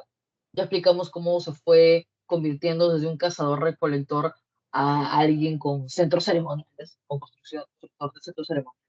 Pero la pregunta es, ¿cómo aparece la alta cultura? ¿Ya? Y repito, estas son explicaciones que tienen mucha antigüedad. Lo estamos revisando por cultura general, básicamente, o en caso te aparezca una pregunta. Aquí más bien la pregunta es cómo se desarrollaron las altas culturas. Y en 1920, casi, en verdad, 100 años atrás, el primero en tratar de explicarlo fue Max Zulle. Y en ese tiempo estaba muy de moda el difusionismo cultural. Y por eso es que Max Zulle te dice, no, o sea, no puede haber nacido aquí en el territorio peruano la cultura. Ha tenido que venir de afuera. Entonces, para Max Zulle te dice que los mayas llegaron a la costa y trajeron la cultura. Profe, ¿por qué dice eso Max Zulle? Porque observa, por ejemplo, o sea, lo que se estudia en ese tiempo. Nazca, Chimú, se observa, ¿no? Moche, por ejemplo, se observan que las construcciones son piramidales y dicen allá, esto se parece a los mayas. Entonces los mayas fueron los que vinieron aquí porque somos antiguos. Recuerda que en este tiempo no había caral, ya no había caral. Por eso, no, hace más de 100 años. ¿Ya? Pero igual es importante, ¿no? Para que sepas que en un principio se pensó, por influencia del difusionismo cultural, que la cultura había venido de afuera. Por eso se le dice teoría de inmigraciones. 10 años después, un estudiante de Max Zulle, Julio César Tello, padre de la arqueología peruana, más bien dice, no, aquí hay que respetar la casa, ¿no? La cultura aparece aquí. La madre de todas las culturas fue Chavín. Ahorita que yo estudié Chavín. Y tú dices, pero Chavín no es tan antiguo, profe. Ay, entonces Julio Sarteo te dice, espera, Chavín es la madre de todas. Pero si quieres ver los orígenes de Chavín, tienes que buscar la Amazonía. ¿Por qué dice eso, profe? Porque Tello, al estudiar Chavín, al ver los dioses terroríficos que usa Chavín, dicen, espera, estos animales son la Amazonía. Entonces por ahí viene, ¿no? Te dice que los arawaks serían esta tribu de la Amazonía que tiene, que más adelante van a ser los chaví. Pero se llama teoría autoctonista. La última teoría, la de Federico Kauffman, es la teoría aloctonista, que significa que desde un punto irradia tanto al norte y al sur. Para Federico Kauffman, en Valdivia, Ecuador, donde se encuentra la cerámica más antigua, para él, allí de allí comienza la cultura y va a irradiar tanto al norte como al sur. Hay una cuarta teoría, que es la llamada teoría halogenista, que es la de Lumbreras, que más bien te dice que todos los factores internos y externos están en relación y finalmente producen una síntesis. Repito, tienen largas décadas, bastante antigüedad, estas teorías, pero es importante para entender cómo en un principio se considera que podría haberse originado las altas. Listo, hago una pausa si es que hayan preguntado algo. A ver, ya uno lo deduce, ya, chévere. Guitarrero. Ah, ya, a ver, Marisabel, cuando explicaba de guitarrero, Piquimachay, son los lugares, son los nombres de los lugares donde se han encontrado estas evidencias que los arqueólogos han estudiado, ¿no? Entonces, cuando yo les digo guitarrero uno, guitarrero 2, es que por ahí iba tu pregunta, porque el término de guitarrero, de Piquimachay, de Toquepala, es de acuerdo a los lugares donde han encontrado esto.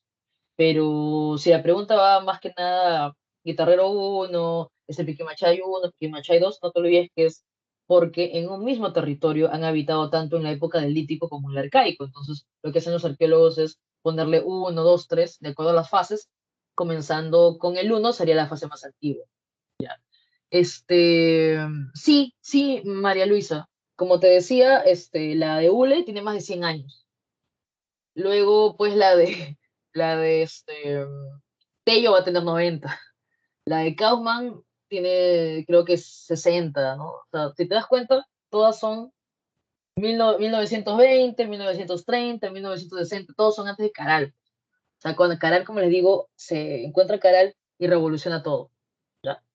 Sí, sí, Daniel Junior. Sí, Daniel Junior. Definitivamente, cuando ya hay agricultura, cuando ya hay una economía productiva, ya sabes, ¿no? O sea, es que todo es lógica pura. Yo me he dedicado tanto tiempo a la casa, ya soy un cazador experto, ya comienzo a experimentar otras cosas, y en un momento también vas a ser un productor experto, como se dice, ¿no? Pero antes de llegar a eso, cuando tú produces, lo primero es alimentarme yo. Cuando ya has desarrollado eso, ya te alimentaste, ya se alimentó tu comunidad, y lo que sobra, ya sabes que voy a comenzar a intercambiarlo por el trueque, voy a comenzar a depositarlo también, porque eso es lo que da poder a la élite, finalmente, la capacidad de este, guardar riqueza, que en este caso es la alimentación, ¿no? Más adelante. Tú sabes que aquí en el mundo andino, el oro, todas esas cosas, utilizados como elementos de lujo principalmente, ¿no? Para distinguir las jerarquías. Sí, sí, Daniel, arcaico superior. No te olvides que el arcaico superior es un match con el neolítico, ¿ya? Así que tiene que haber economía productiva para que haya excedente. Tienen que producir para que haya excedente, ¿ya? Listo. Profesora, disculpe, una consulta. Dime. Mm, En el caso de, ¿cómo se llama? En el lítico, ajá, primero eran bandas, ¿no? Sin diferenciación social. O exacto. no, o sí se dividían los trabajos, ¿no? Se dividían los Sí, o sea, trabajos.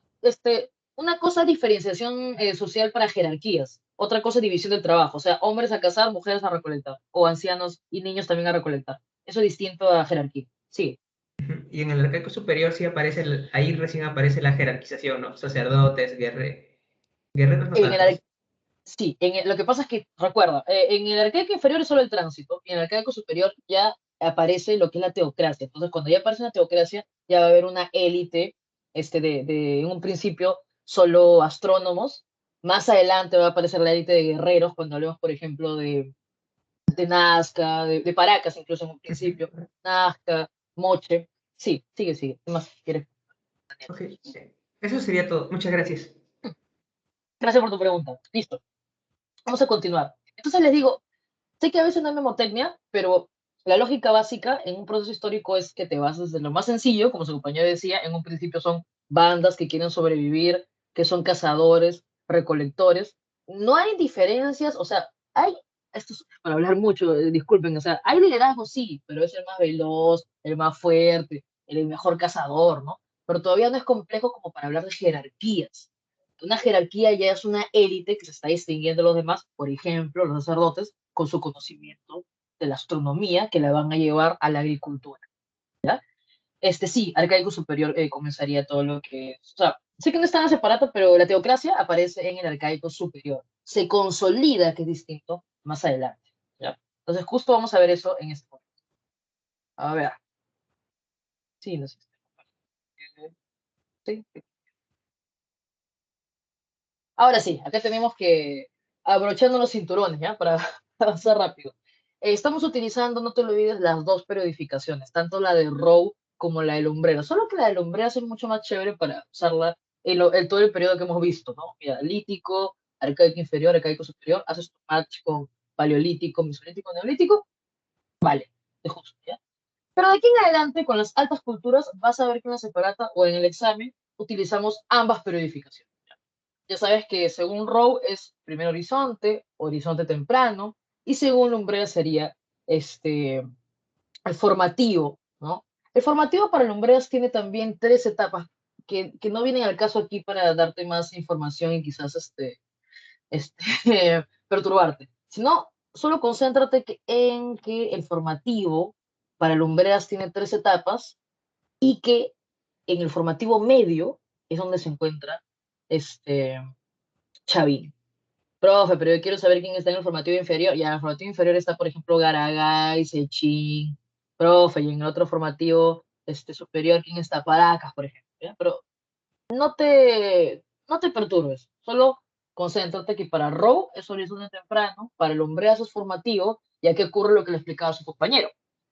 La teocracia ya apareció en el arcaico superior, acuérdate siempre de Caral, estos templos que están bien claras cuáles son las funciones, ¿no? Ya hay una jerarquía, aparece la teocracia, pero aquí en el formativo ya se consolida la teocracia como una élite.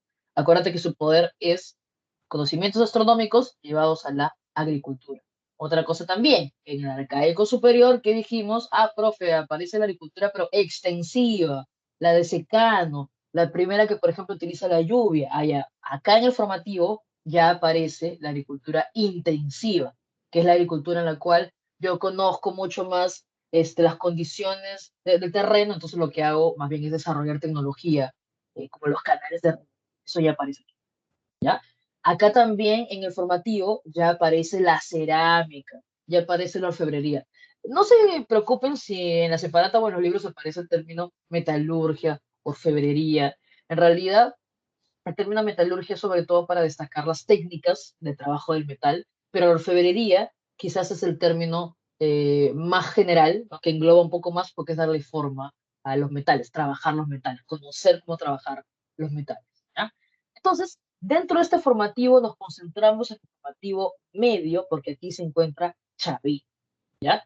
No sé, voy a ver acá y cronometrar lo que tengo que hablar de Xavi porque es muy interesante, pero vamos a centrarnos en lo más importante, ¿ya? Chavín, ya sabes, Valle de los Ríos Mosna y Huachexa, Ancash, ¿ya? Su importancia, la relevancia de Chavín, ¿cuál es? La primera síntesis. ¿Te acuerdas cómo les digo que pasamos de lo más sencillo a lo más complejo? Aquí también hay una palabra muy importante, síntesis. Chavín es una síntesis. Wari es una síntesis. Los incas son una síntesis. ¿Qué significa eso? Van a coger todos los conocimientos previos y van a llevarlos, ¿no? A otro nivel.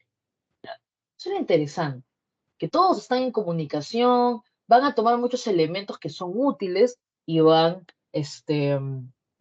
bueno, a llevarlos a otro nivel, a un nivel superior, ¿no? Así que no te olvides que la importancia de Chavín, como la de Wari, como la de los incas, es que son síntesis. Chavín es la primera síntesis en los Andes y es la primera sociedad panandina. ¿Qué significa eso? La primera sociedad en tener influencia, acuérdate que pan significa a lo largo de, a través de, engloba todo, entonces panandina es, engloba los Andes, ¿no? A través de los Andes. Lo importante de que Chavín sea una sociedad panandina es que por más que se desarrolle en Ancash, va a tener influencia en todo el territorio andino. La pregunta siempre es, profe, ¿cómo Chavín logra tener territorio? Perdón, logra tener tanta influencia a lo largo del territorio. Chavín no fue un imperio, los Huaris sí, los Incas sí. Entonces, profe, si Chavín no se expandió, vamos a decir entre comillas, por la fuerza, como yo he aprendido, que son los imperios, por ejemplo, que tienen su élite militar, ¿cómo se expandió Chavín? La influencia de Chavín no fue una influencia por conquista militar. La influencia de Chavín fue una influencia religiosa, principalmente, ¿ya? Una influencia por prestigio. Lo que pasa es que desde todos los puntos del territorio peruano, bueno, andino, vamos a decirlo, iban a Chavín para visitar su templo, Chavín de Huanta. ¿Por qué iban ahí? Porque en Chavín de Huanta se encontraba la élite, como te digo, que puedes encontrar este video en YouTube, la élite de sacerdotes Chavín, que son astrónomos Chavín, que te hacían una predicción. Era un oráculo. En Chavín había un oráculo. El oráculo Chavín estaba vinculado a la agricultura. La predicción que hacían los sacerdotes Chavín era para la agricultura. Es que tú te imaginas, o sea, tú eres un simple agricultor, un simple artesano, y luego alguien pues te dice, ¿no? Va a llover de aquí, te hacían tu calendario también. Va a llover de aquí a un tiempo, va a haber sequía de aquí a un tiempo, y tú dices, wow, magia, ¿no? No decías magia, decías, wow, ¿no? Ellos saben algo que yo no. Entonces, el prestigio de los sacerdotes Chavín con sus predicciones, con todo su conocimiento, hace que de diferentes partes del territorio viajen, vayan a peregrinar, vayan a visitar a Chavine. Chavine era eso, un centro de peregrinación, ¿ya? Entonces, pero ojo, por favor, acá no hay nada de élite militar, no. El gobierno en Chavín es teocrático. ¿Quién lo dirige? Una casta sacerdotal que tiene prestigio porque ofrece su servicio de oráculo y calendario agrícola. El problema va a ser, como siempre en el territorio andino, cuando haya fenómenos del niño, cambie el clima y más bien sus predicciones ya pierden prestigio. Y no sé, y lo que pasa es lo siguiente, ¿no? O sea, dejan de ir a Chavín-Aguanta y más bien se van desarrollando los cultos locales. Ojo con eso. ¿Cuál fue esta religión de los Chavín?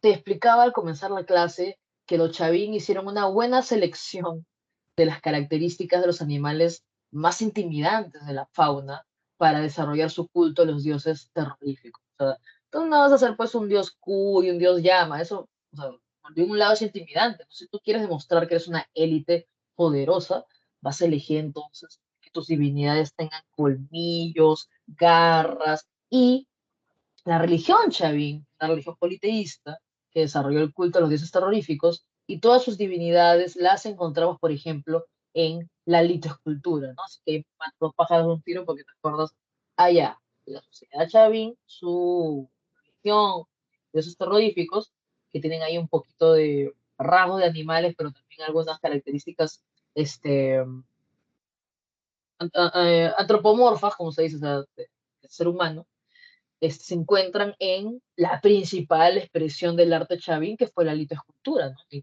son monolítico, tiene esta divinidad libia, en el obelisco Tello también hay estos dos dragones, en la estela Raimondi está el dios de los báculos, las cabezas clavas no eran divinidades, las cabezas clavas que estaban afuera, bueno, como se dice, clavadas, incrustadas en el templo de Chavín, mostraban la transformación de los sacerdotes de humanos a cada vez seres más parecidos a sus divinidades. ¿No? Esto es lo interesante de que se han encontrado diferentes cabezas clavas que muestran esta transformación.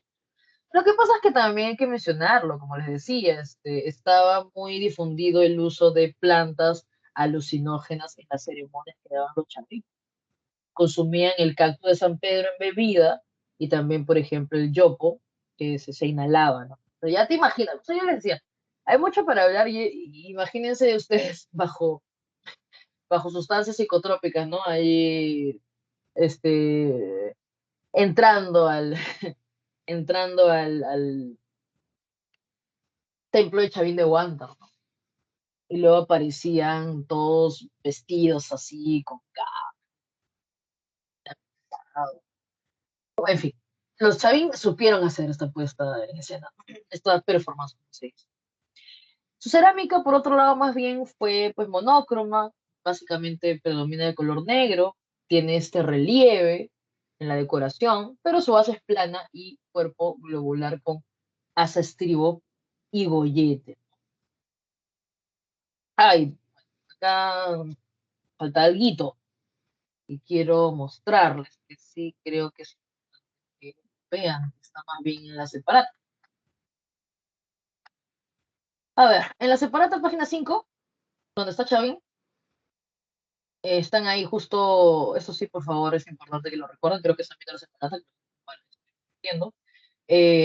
La estela Raimondi, por favor, no se olviden, aquí está el dios de los báculos, que lo vas a observar no solo en Chavín.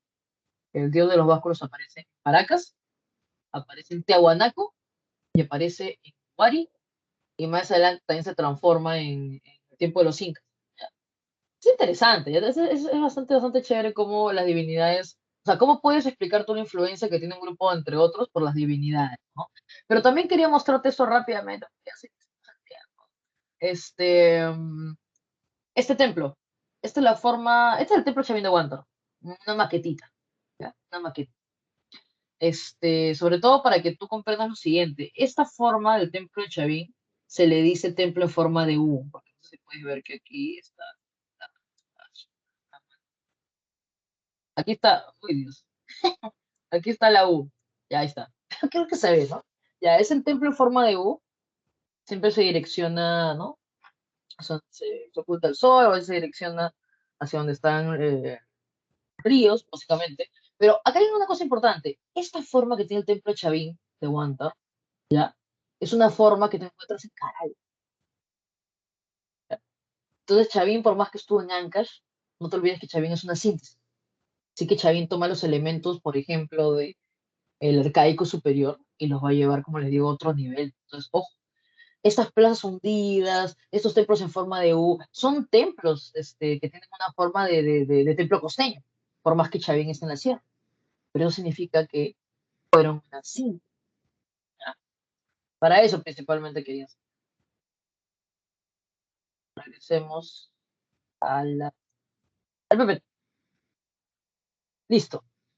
En el formativo superior, en este caso, nos encontramos con Paracas. Paracas va a tener, ya a ver, vamos por partes. Paracas va a tener dos momentos. La primera etapa de Paracas se nota la influencia chavín y la segunda etapa de Paracas ya Paracas es autónoma. ¿Ya? Pero es importante que sepas que Paracas está, como les digo, en el formativo superior. ¿Ya? Por eso hay un momento donde tiene la influencia todavía chavín y luego ya es más autónomo. Paracas, estas dos etapas que se han identificado en Paracas es principalmente por cómo enterraban a sus muertos. En un principio lo hacían en las llamadas, bueno, le decimos Paracas cavernas, ¿ya? Porque eh, enterraban a sus muertos en estas fosas subterráneas con forma de copa invertida y ahí colocaban los fardos funerarios, ¿ya? Y más bien más adelante lo van a hacer en estas grandes galerías, van a colocar más fardos funerarios. Por eso la segunda fase se llama Paracas Necrópolis, ¿ya? No te olvides, la primera fase, influencia de Chavín, la segunda ya son autónomas, es un desarrollo más autónomo. ¿Ya? También podemos tomar estas dos etapas para hablar de la diferencia de la cerámica. ¿Ya? En un principio, la cerámica de Paracas Cavernas, como ves aquí en los dibujitos, es polícromo. ¿Ya? Es pintado luego de que se la cocina. En cambio, más adelante, para la necrópolis, la cerámica es monócroma.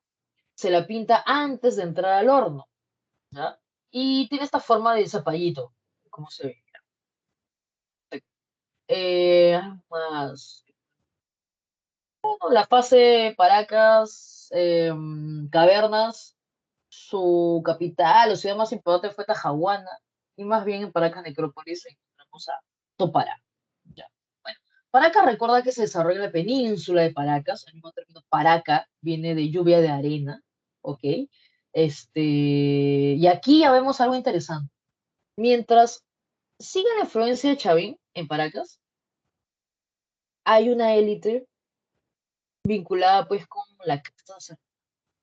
Pero en la segunda fase de Paracas ya vemos que más bien los que van a ascender al poder es una casta de jefes guerreros. Justo lo que tu compañero en un momento decía, ¿no? Los guerreros, claro, en un momento te das cuenta que no solo la élite sacerdotal es necesaria, porque para la agricultura y todo, sino también para defender tu territorio. Cuando hay múltiples invasiones, necesitas también una élite de guerreros. Así que aquí en Paracas, en la etapa más tardía, ya comienza a destacar una casta de jefes guerreros. Por eso es que en la fase que sigue, que justo hay una pregunta sobre eso, que es el primer intermedio, donde está Moche, donde está Lima, donde está Nazca, ahí vemos que más bien arriba ya están los dos, codo a codo, los guerreros. Casta de guerreros ya está arriba. ¿Ya? Incluso a veces vemos guerreros slash, o sea, guerreros elevados a divinidades incluso. Ya eso lo vamos a ver más adelante. Pero aquí comienza justo ese tránsito, ¿no? Aquí lo vemos en Paracas. ¿Ya? Les decía entonces que tanto en Paracas Cavernas como en Paracas Necrópolis era de acuerdo a cómo enterraban a sus muertos, ¿no? Hablar de los fardos funerarios nos sirve para diferentes cosas. Primero, para entender la momificación. Sabes que cuando una sociedad momifica a sus muertos tiene esta idea de la vida después de la muerte. Bueno, los paracas la llevan a otro nivel, porque aquí también hay culto a los ancestros. Por más que el ancestro haya muerto, pues era momificado y muchas veces era sacado a ceremonias públicas, ¿no? Pero bueno, regresamos a lo que quería mencionarles. Además de entender que hay esta idea de momificar por la vida después de la muerte, también nos ayuda a entender cómo un fardo Un fardo Paracas tiene dentro el cuerpo depositado, es una momia, ¿ya? Pero está cubierta de distintas capas de finos textiles. O sea, los textiles Paracas, pues, son mantos funerarios espectaculares que se encuentran, son grandes, en grandes dimensiones. Es complejo también. Mira cómo han, o sea, me gustaría que algún día veas, bueno, no se puede tocar, ¿no? Por la antigüedad, pero que veas así de cerca un textil Paracas para que vean los colores vivos que tiene actualmente. ¿Ya? Fueron confeccionados principalmente con algodón, la base era algodón, pero también se utilizaron diferentes fibras de camelios y de acuerdo, como son para entierros, de acuerdo a la élite que lo utilizaba, se encontraba cabello, plumas, hilos de oro, alucinante. Hasta la actualidad se mantienen todavía estos mantos con diferentes colores y diseños. Estos textiles también mostraban a sus divinidades. La principal divinidad de Paracas, mientras influía a Chavín, es el dios oculado y el dios de los báculos. ¿Se acuerdan que les dije que los báculos, el dios de los báculos aparece en la estela Raimondi? Aquí también en textiles, Paracas va a aparecer el dios de los báculos, dios de las varas, ¿no? Pero más adelante vamos a ver más bien que aparece este llamado ser oculado. ¿Ya? Y este ser oculado va a influir mucho en Nazca. Acuérdate que Nazca también se desarrolla pues, en ese territorio de Ica. ¿Ya? Este ser oculado que más adelante en Nazca se va a transformar en el dios Con, por ejemplo. Listo. Les he comentado rápidamente sobre la momificación, donde se utilizaba, por ejemplo, fue muy importante esta arena caliente también para poder ayudar a conservar los cuerpos, pero los paracas sí tuvieron conocimientos médicos, ¿ya? Y esto sobre todo se evidencia en las deformaciones y trepanaciones craneanas. La deformación craneana tiene que ver con un conocimiento médico, pero sobre todo está vinculado a lo que decía su compañero, ¿no? A las élites. Y qué importante es la modificación física para diferenciarte. Los incas, la élite, por ejemplo, se perforaba las orejas, se colocaba algo así para que ensanche las orejas y son conocidos como los orejones, por ejemplo. En el caso de Paracas, lo que hicieron fue colocarse estas dos tablillas desde que era un bebé, tablillas de diferentes materiales para ir alargando los cráneos. Entonces tú te alucinas, tú ya te imaginas que estás en la sociedad para que si ves pues alguien que se acerca con el cráneo así, este, alargado, era parte de la élite. Más bien, por otro lado, la trepanación craneana nos muestra una práctica de cirugía, ¿no? Tenían esta roca afilada de obsidiana y justo también nos habla de un periodo de enfrentamientos, ¿no? De diferentes momias que se han encontrado, que se le realizó esta cirugía, por decir así, donde se retiraba una parte del cráneo, en fin, y luego luego que se trataba, se colocaba una fibra vegetal o algún metal, de acuerdo también a tu posición social, ¿no? Y lo interesante es que se ha observado en las momias que han sobrevivido a esta práctica quirúrgica, ¿no? Por lo cual se ve, repito, que había un conocimiento médico, definitivamente. Pero no confundir la trepanación con la deformación, que tiene más bien un fin de distinción social. También la otra intervención quirúrgica, básicamente. Pasamos entonces al intermedio temprano, conocido como primer intermedio, conocido pues también como esta época donde vamos a observar a Moche, Nazca, la cultura Lima, ya, en ese caso, sé que a veces no nos queda tiempo para hablar de todo, pero hay una pregunta sobre esto y por eso voy a centrarme principalmente en las características que comparten las culturas del intermedio temprano, básicamente Nazca y Moche. ¿De qué estamos hablando? Aquí se desarrolla la ingeniería hidráulica, ¿ya? Moche está frente al mar, pero no puede regar sus plantas con eso, ¿ya? Así que necesita desviar el curso de los ríos a través de canales de regadío. Esa es su técnica hidráulica de Moche. Por otro lado, los Nazca están en un territorio difícil como pues el desierto, entonces tienen que concentrarse más bien en recuperar, conseguir el agua del subsuelo, ¿ya? De la napa freática. Por eso es que los Nazca desarrollan el sistema de galerías filtrantes, ¿ya? Buscando captar el agua del subsuelo. También una pregunta esta semana sobre esto. Lo que hacían era identificar el río subterráneo, por decir así, que hay, ¿no? Y se hacían diferentes, como puedes ver ahí, puquios, que son estos como espirales para darle mantenimiento a bueno, este canal que se hacía, esta galería que finalmente llevaba una cocha donde se almacenaba el agua. Una característica que comparten entonces fueron sociedades hidráulicas, es decir, que desarrollaron tecnologías para captar el agua. No lo tuvieron en cada caso. Segundo punto que compartieron, especialistas artesanos, cerámica, metalurgia, todo fue desarrollado tanto por Nazca como por los Moche. Principalmente en Nazca reconocemos su cerámica polícroma, su cerámica pintada totalmente, decorada a la superficie, conocida como la técnica del horror al vacío. Y cuando hablamos de los Moche, pues su cerámica fue escultórica, su cerámica tuvo una producción masiva, lo cual nos muestra que había talleres de artesanos especializados que también utilizaron el molde, por ejemplo. Tenemos los huacos retratos, los huacos eróticos, que básicamente, ¿no? Lo importante es que son, ¿no? Nos sirven como fuentes para comprender la información relevante, lo que querían mostrar, ¿no? Los moche. Ya también recuerda que los moche desarrollan cosas murales, ¿no? Por rato lo veo. Solo quiero concentrarme en esas dos características que comparten estas culturas. El desarrollo, pues, de la hidráulica y también la especialización en la cerámica. ¿Ya? Otra cosa que también comparten, como le decía a su compañero hace un rato, es que aquí ya observamos que aparece una élite teocrática militar. ¿Ya? Es importante el culto, pero también es importante la defensa del territorio. ¿Ok? Esto sobre todo se observa, es que en ambos se observa. ¿Ya? En un lado vas a tener en coche a Ayapaek, que es el ideal de guerrero, y aquí en Nazca tienes la práctica de las cabezas trofeo.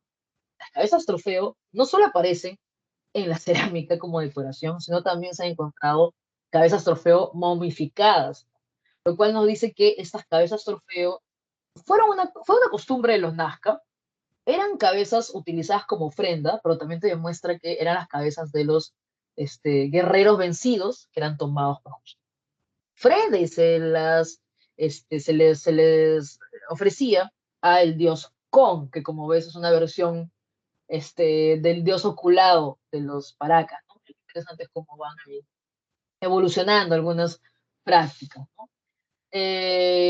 Son, digo, son dos culturas que comparten este desarrollo de tecnología hidráulica, agricultura intensiva, obviamente. Las galerías filtrantes son la de Nazca y los canales de regadío son en Moche.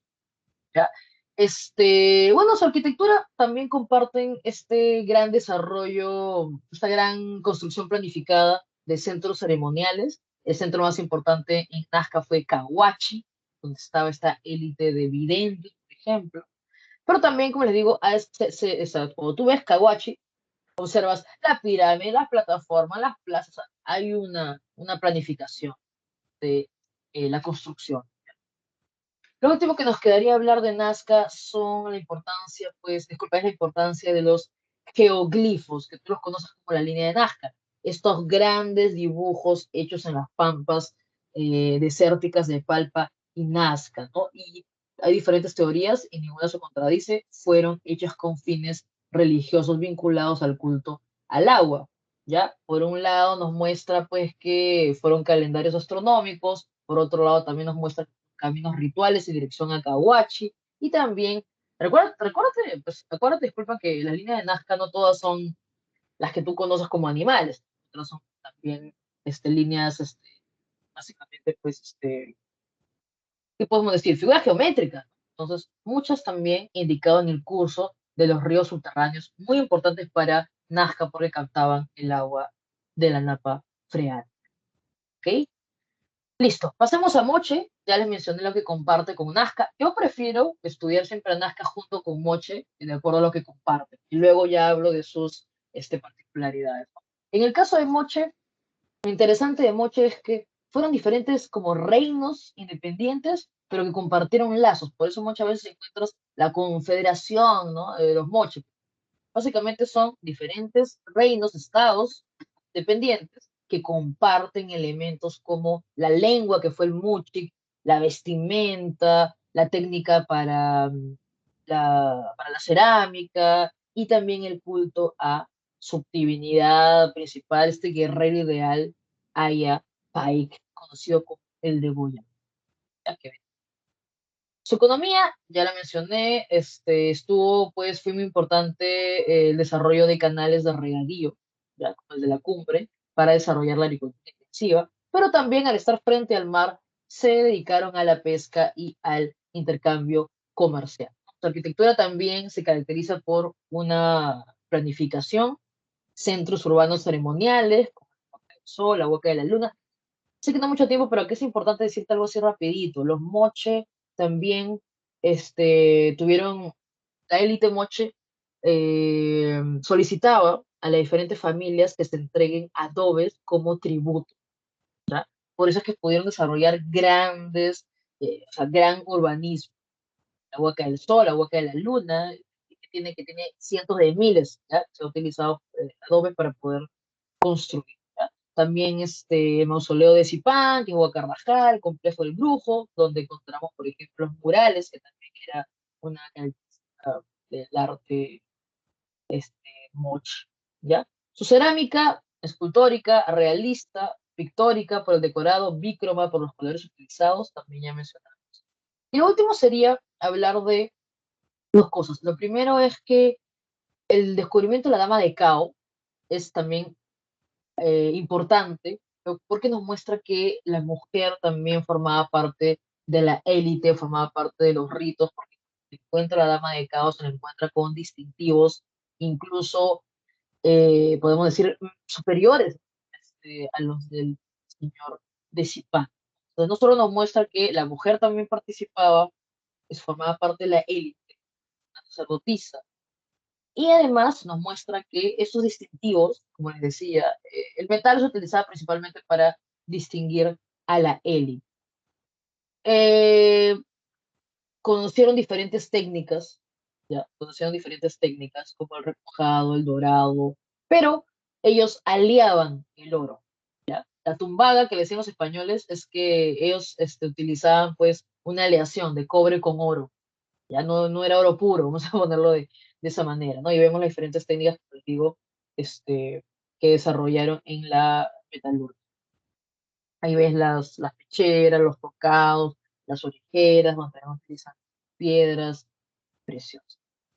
Luego de el llamado primer intermedio, o la época de los constructores, la época de los artesanos y todo lo que hemos mencionado, nos tocaría hablar del Horizonte Medio, también conocido como el periodo de integración regional, donde se encuentran dos culturas, Tiahuanaco y Huari. Este mapita nos ayuda a entender que las dos tuvieron relación, que una influyó en la otra, que hubo algunas cosas en común, pero también diferenciales, ¿no? Primero vamos por lo más importante, ¿ya? Fueron ciudades con diferentes centros urbanos, tanto en la sierra como en la costa. La diferencia es que ambos, a ver, a lo mejor las coincidencias, ¿no? Ambos fueron estados expansivos y colonizadores. La diferencia es cómo colonizaba Tiahuanaco, cómo colonizaba Huari, ¿ya? El más antiguo es Tiahuanaco, definitivamente. La forma en cómo colonizaba Tiahuanaco no era de forma militar, porque también los tiahuanacos fueron una élite teocrática, ¿ya? Teocracia. Lo que hicieron los tiahuanacos fue el llamado sistema de enclaves, sistema de archipiélagos, que también lo conocemos como el control vertical de pisos ecológicos. ¿Qué significa? Acuérdate que los tiahuanacos se han desarrollado en el altiplano. Es difícil ese territorio.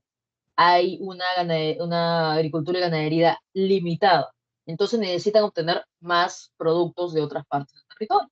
Por esa razón, lo que hacían era mandar a sus colonos para que establecieran, para la redundancia, colonias en diferentes regiones, difundían sus costumbres, difundían sus creencias y también obtenían los productos que no tenía Tiahuanaco en su territorio. ¿No? Por eso es que se le llama pues que esta técnica o este sistema de los archipiélagos fue para complementariedad ecológica, ¿no? O sea, para obtener los productos que no tenían los tiahuanacos. Pero fue de forma pacífica, ¿ya? A diferencia de los Wari, que sí fueron un estado militarista. Por otro lado, también hay que mencionar a los tiahuanacos que esta agricultura limitada igual pudo desarrollar pues, una agricultura en el territorio altiplánico, y esto fue con la técnica de luaru o camellones, ¿no? Que eran esas terrazas elevadas donde en el medio se colocaba agua que absorbía el calor por la mañana y permitía que no se congelen los cultivos por la noche, ¿ya? La arquitectura de los tiahuanacos fue monumental, grandes piedras, o sea, megalítica. Acuérdate que fue una cultura teocrática, por lo cual sus construcciones eran principalmente religiosas. La ciudad de Tiahuanaco fue la ciudad pues, de Taipical, ¿ya? Sus esculturas monolíticas, ahí vemos los monolitos que representan estos sacerdotes, justo que son parte de su élite. También tenemos a la portada del sol, donde, oh, mira quién está ahí en el medio de la portada del sol, el dios de los báculos, otra vez. ¿Ya? Así que ya vamos viéndolo a lo largo del tiempo. Tiahuanaco va a influir en su técnica de colonizar, también en su religión, en Wari. Pero los Wari ya fueron algo distinto, ¿no? No te olvides que los Wari son esta segunda síntesis, ¿ya? Que va a desarrollar una economía política compleja porque los Wari van a controlar diferentes territorios a lo largo de lo que son los Andes. Estas son las llamadas cabezas de región.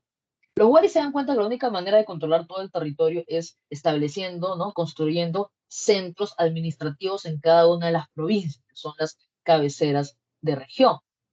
Sí, son lugares estratégicos, son ciudades, por ejemplo, Piquillacta en el Cusco, Viracocha Pampa en la Libertad, Cerro Baola en Moquegua, Espíritu Pampa en la selva del Cusco, Cajamarquilla en Lima, date cuenta, controlas desde la Libertad, Lima, Moquegua, la selva, se hizo principalmente por un lado, ¿no? Ciudades construidas de manera planificada, pero también estas ciudades son centros administrativos, son cabezas de región.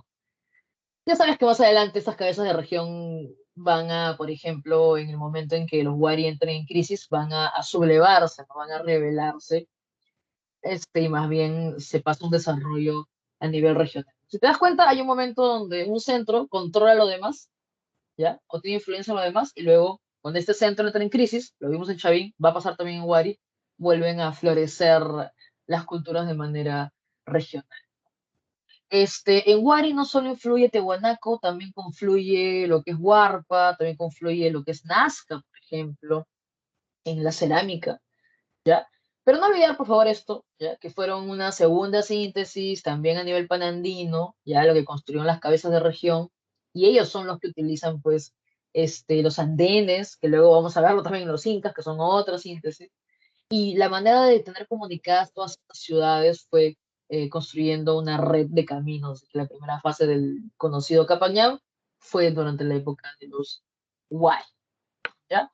Esta parte de la recreación es para que sepas que los guerreros Wari van a estar incluso a veces por encima de la élite religiosa. Era muy importante lo militar en Wari justo por la expansión que va a tener esta cultura. En su cerámica, en la fase del Imperio Wari, que es conocido pues ya como el Imperio Wari, sobre todo ha sido estudiado por Luis Guillermo Lumbreras, este estado militar, expansivo, colonialista, que tuvo como su capital a la ciudad de Wari, también conocida como Viñaque, ¿ya? En su cerámica se desarrolla dos estilos principalmente, la robles moco, que tiene cántaros de gran tamaño con una cara, ¿ya? La cara gollete, y la versión, pues, el estilo pacheco, que son vasijas con forma de llama. También tenían sus fardos funerarios, con esta cabeza falsa, que es una un típico fardo funerario wari, y también desarrollaron, pues, les digo, por la influencia justo de los Nazca también en la cerámica, en la textilería, los textiles, ¿ya? Que eran principalmente decoración geométrica, pero destacan estos como, no quiero decir ponchos, pero estas túnicas, que son los uncus, y también estos gorritos o bonetes que utilizaba la élite. ¿Ya? Los Wari entran en crisis principalmente por el fenómeno del niño, que afecta su capacidad de producción, y también en esa crisis aprovechan pues los gobernantes de estas cabeceras de región para rebelarse. Entonces pasamos de una fase imperial a un momento de desarrollo regional otra vez, ¿no? Y es el segundo intermedio, también conocido como el intermedio tardío, donde encontramos a las Chet, ¿no? Chimú, Chachapoya, Chanca, Chincha, pero también encontramos pues a los Sicán, también conocidos como Lambayeque, a los reinos Aymara, a los Cajamarca, a los Ichmas también, que son continúan de la cultura de Lima, por ejemplo, los Huancas, y los primeros, pues, Incas, que más adelante van a ser ya el Tahuantinsuyo. Aquí sí voy a volar, ¿ya? Características generales, son estados regionales, ¿ya? También es conocido como el periodo de los reinos y señoríos. Por un lado tenemos, aquí viene como que son las continuaciones, ¿no? De Tiahuanaco, vamos a ver la continuación en los reinos aymaras. Altiplano, meseta del Collao, tienen guaruguarus, construyen pues los diferenciales, construyen estas chulpas donde tierran a sus líderes étnicos y destacan pues entre los reinos aymaras, los collas y los lupacas, ¿no? Los chancas, tienes que recordarlos porque ellos se expanden entre Apurímac, Ayacucho y Huancavelica, vamos a hablar también más adelante de ellos porque ellos, una vez sean derrotados por los incas, comienza la fase imperial inca, ¿ya? Los Sicán, les decía, es igual que hablar de los Lambayeque, y serían pues la continuación, porque ahí tienen influencia principalmente de los moche. En Lambayeque, también conocido como Sicán, hay este héroe mítico que es Nailam, que más bien es el que es su divinidad héroe y el fundador, ¿ya? Nailam, como fundador, está representado en el principal elemento artístico de los Lambayeque o Sicán, que fue el tume. Lo cual nos muestra que los Lambayeque o Sicán también supieron trabajar técnicas metalúrgicas, o sea, tuvieron muchos centros de producción metalúrgica, ¿ya? Recuerda que ellos estuvieron en la costa norte, desde Tumbes hasta Tumbes, disculpe, en Lambayeque, ¿ya? Los Sicán estuvieron en Lambayeque y los Sicán van a ser absorbidos por los Chimú, que son los que logran expandirse desde Tumbes hasta Lima, ¿ya? Acá también hay una mujer de la élite, es una de las sacerdotisas de Chotuna Charnacán, pertenece a Sicán, y les digo que es como que la continuación de los mochos porque también vemos a la mujer siendo parte de la élite. Los Chimú también por absorber a los Sicán van a absorber estas técnicas de trabajo en metalurgia, pero los Chimú lo importante es que son como un pequeño imperio en la costa, ¿ya? Por eso también van a verse amenazados por los incas. Se dedicaban a la agricultura intensiva, desarrollaron los huachaques, donde por ejemplo plantaban la totora, que les sirvió para la pesca, el comercio, los caballitos de totora. Es un imperio costeño. Su capital es Chanchán. Tuvieron diferentes centros administrativos. Como les digo, sometieron a diferentes pueblos para expandirse desde lo que es Tumbes hasta lo que es Lima. ¿Ya? Su ciudad más importante es Chanchán, construida en adobe, la ciudad de barro más grande de América. Hay diferentes ciudadelas por cada uno de los gobernantes que estuvo a lo largo de la historia de Chanchán. Encontramos ahí también los murales de la fauna marina, que es lo que tienen al frente, básicamente de su territorio. También encontramos esta escultura en madera, ya que son estos guardianes que están en Chanchán. También desarrollaron una cerámica monócroma, escultórica. Ahí ves, pues, la influencia, ¿no? Todavía de los moche, de escultórico también, de los sicán en el trabajo de los metales. Desarrollaron sacrificios humanos, también el culto a la luna, al mar, al sol. De ahí viene el término Chanchan. Chan significa sol. Ya les comenté también que asimilaron las técnicas de moche, de los sicán, y por lo mismo que fueron un imperio en la costa, es que los incas se vieron obligados a enfrentarlos, ¿no? Tupac Yupanqui, como Auqui, hijo de Pachacútec Inca, es encargado para asediar a los Chimú, destruye sus canales de regadío y permite finalmente asimilarlos. Si hablamos de los Chincha que se desarrollaron en Ica, son por excelencia la élite de comerciantes, ¿no? Disculpa que pase rápido esta parte de aquí, esto es lo más importante de los Chincha. Desarrollaron dos redes de comercio, tanto por el mar como por tierra. Se iban hasta la región de lo que es actualmente Ecuador a sacar el muyu, que es este molusco de color rojo, la concha roja, porque es importante para el culto al agua, ¿ok? Y más bien allí al Ecuador llevaban todos los productos de la sierra, ¿no? Del altiplano, y ahí había un intercambio, como le dicen, triangular ¿no? De comercio triangular, como ves, conecta Ecuador con lo que es Costa Sur y con el Altiplano. Ellos son la élite comerciante por excelencia. Ahí está todo el intercambio que desarrollaron, ¿ok? Cerámica también, como ves, la influencia nazca por el territorio. Los Chincha no fueron vencidos como los Chimú a la mala, por decir, sino más bien tienen una alianza comercial, o sea, los incas los van a tener, incluso lo van a distinguir como una élite, les interesa absorberlos por el conocimiento de las redes comerciales que tienen. ¿Ya?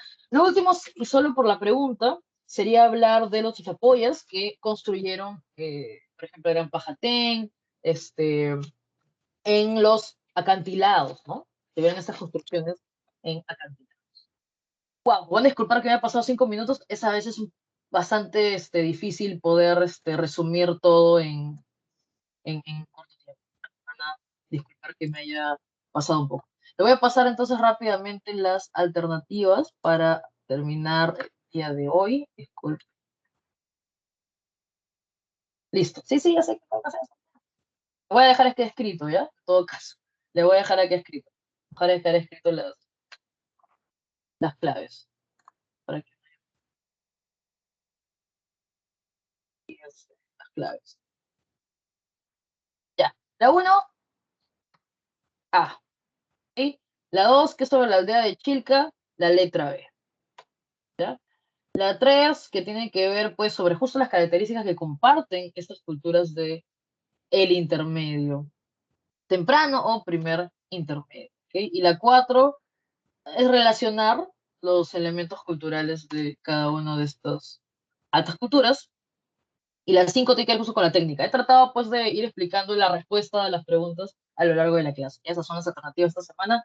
Disculpen por pasarme el tiempo y ya les dejo en su receso. Ya que tengan una buena...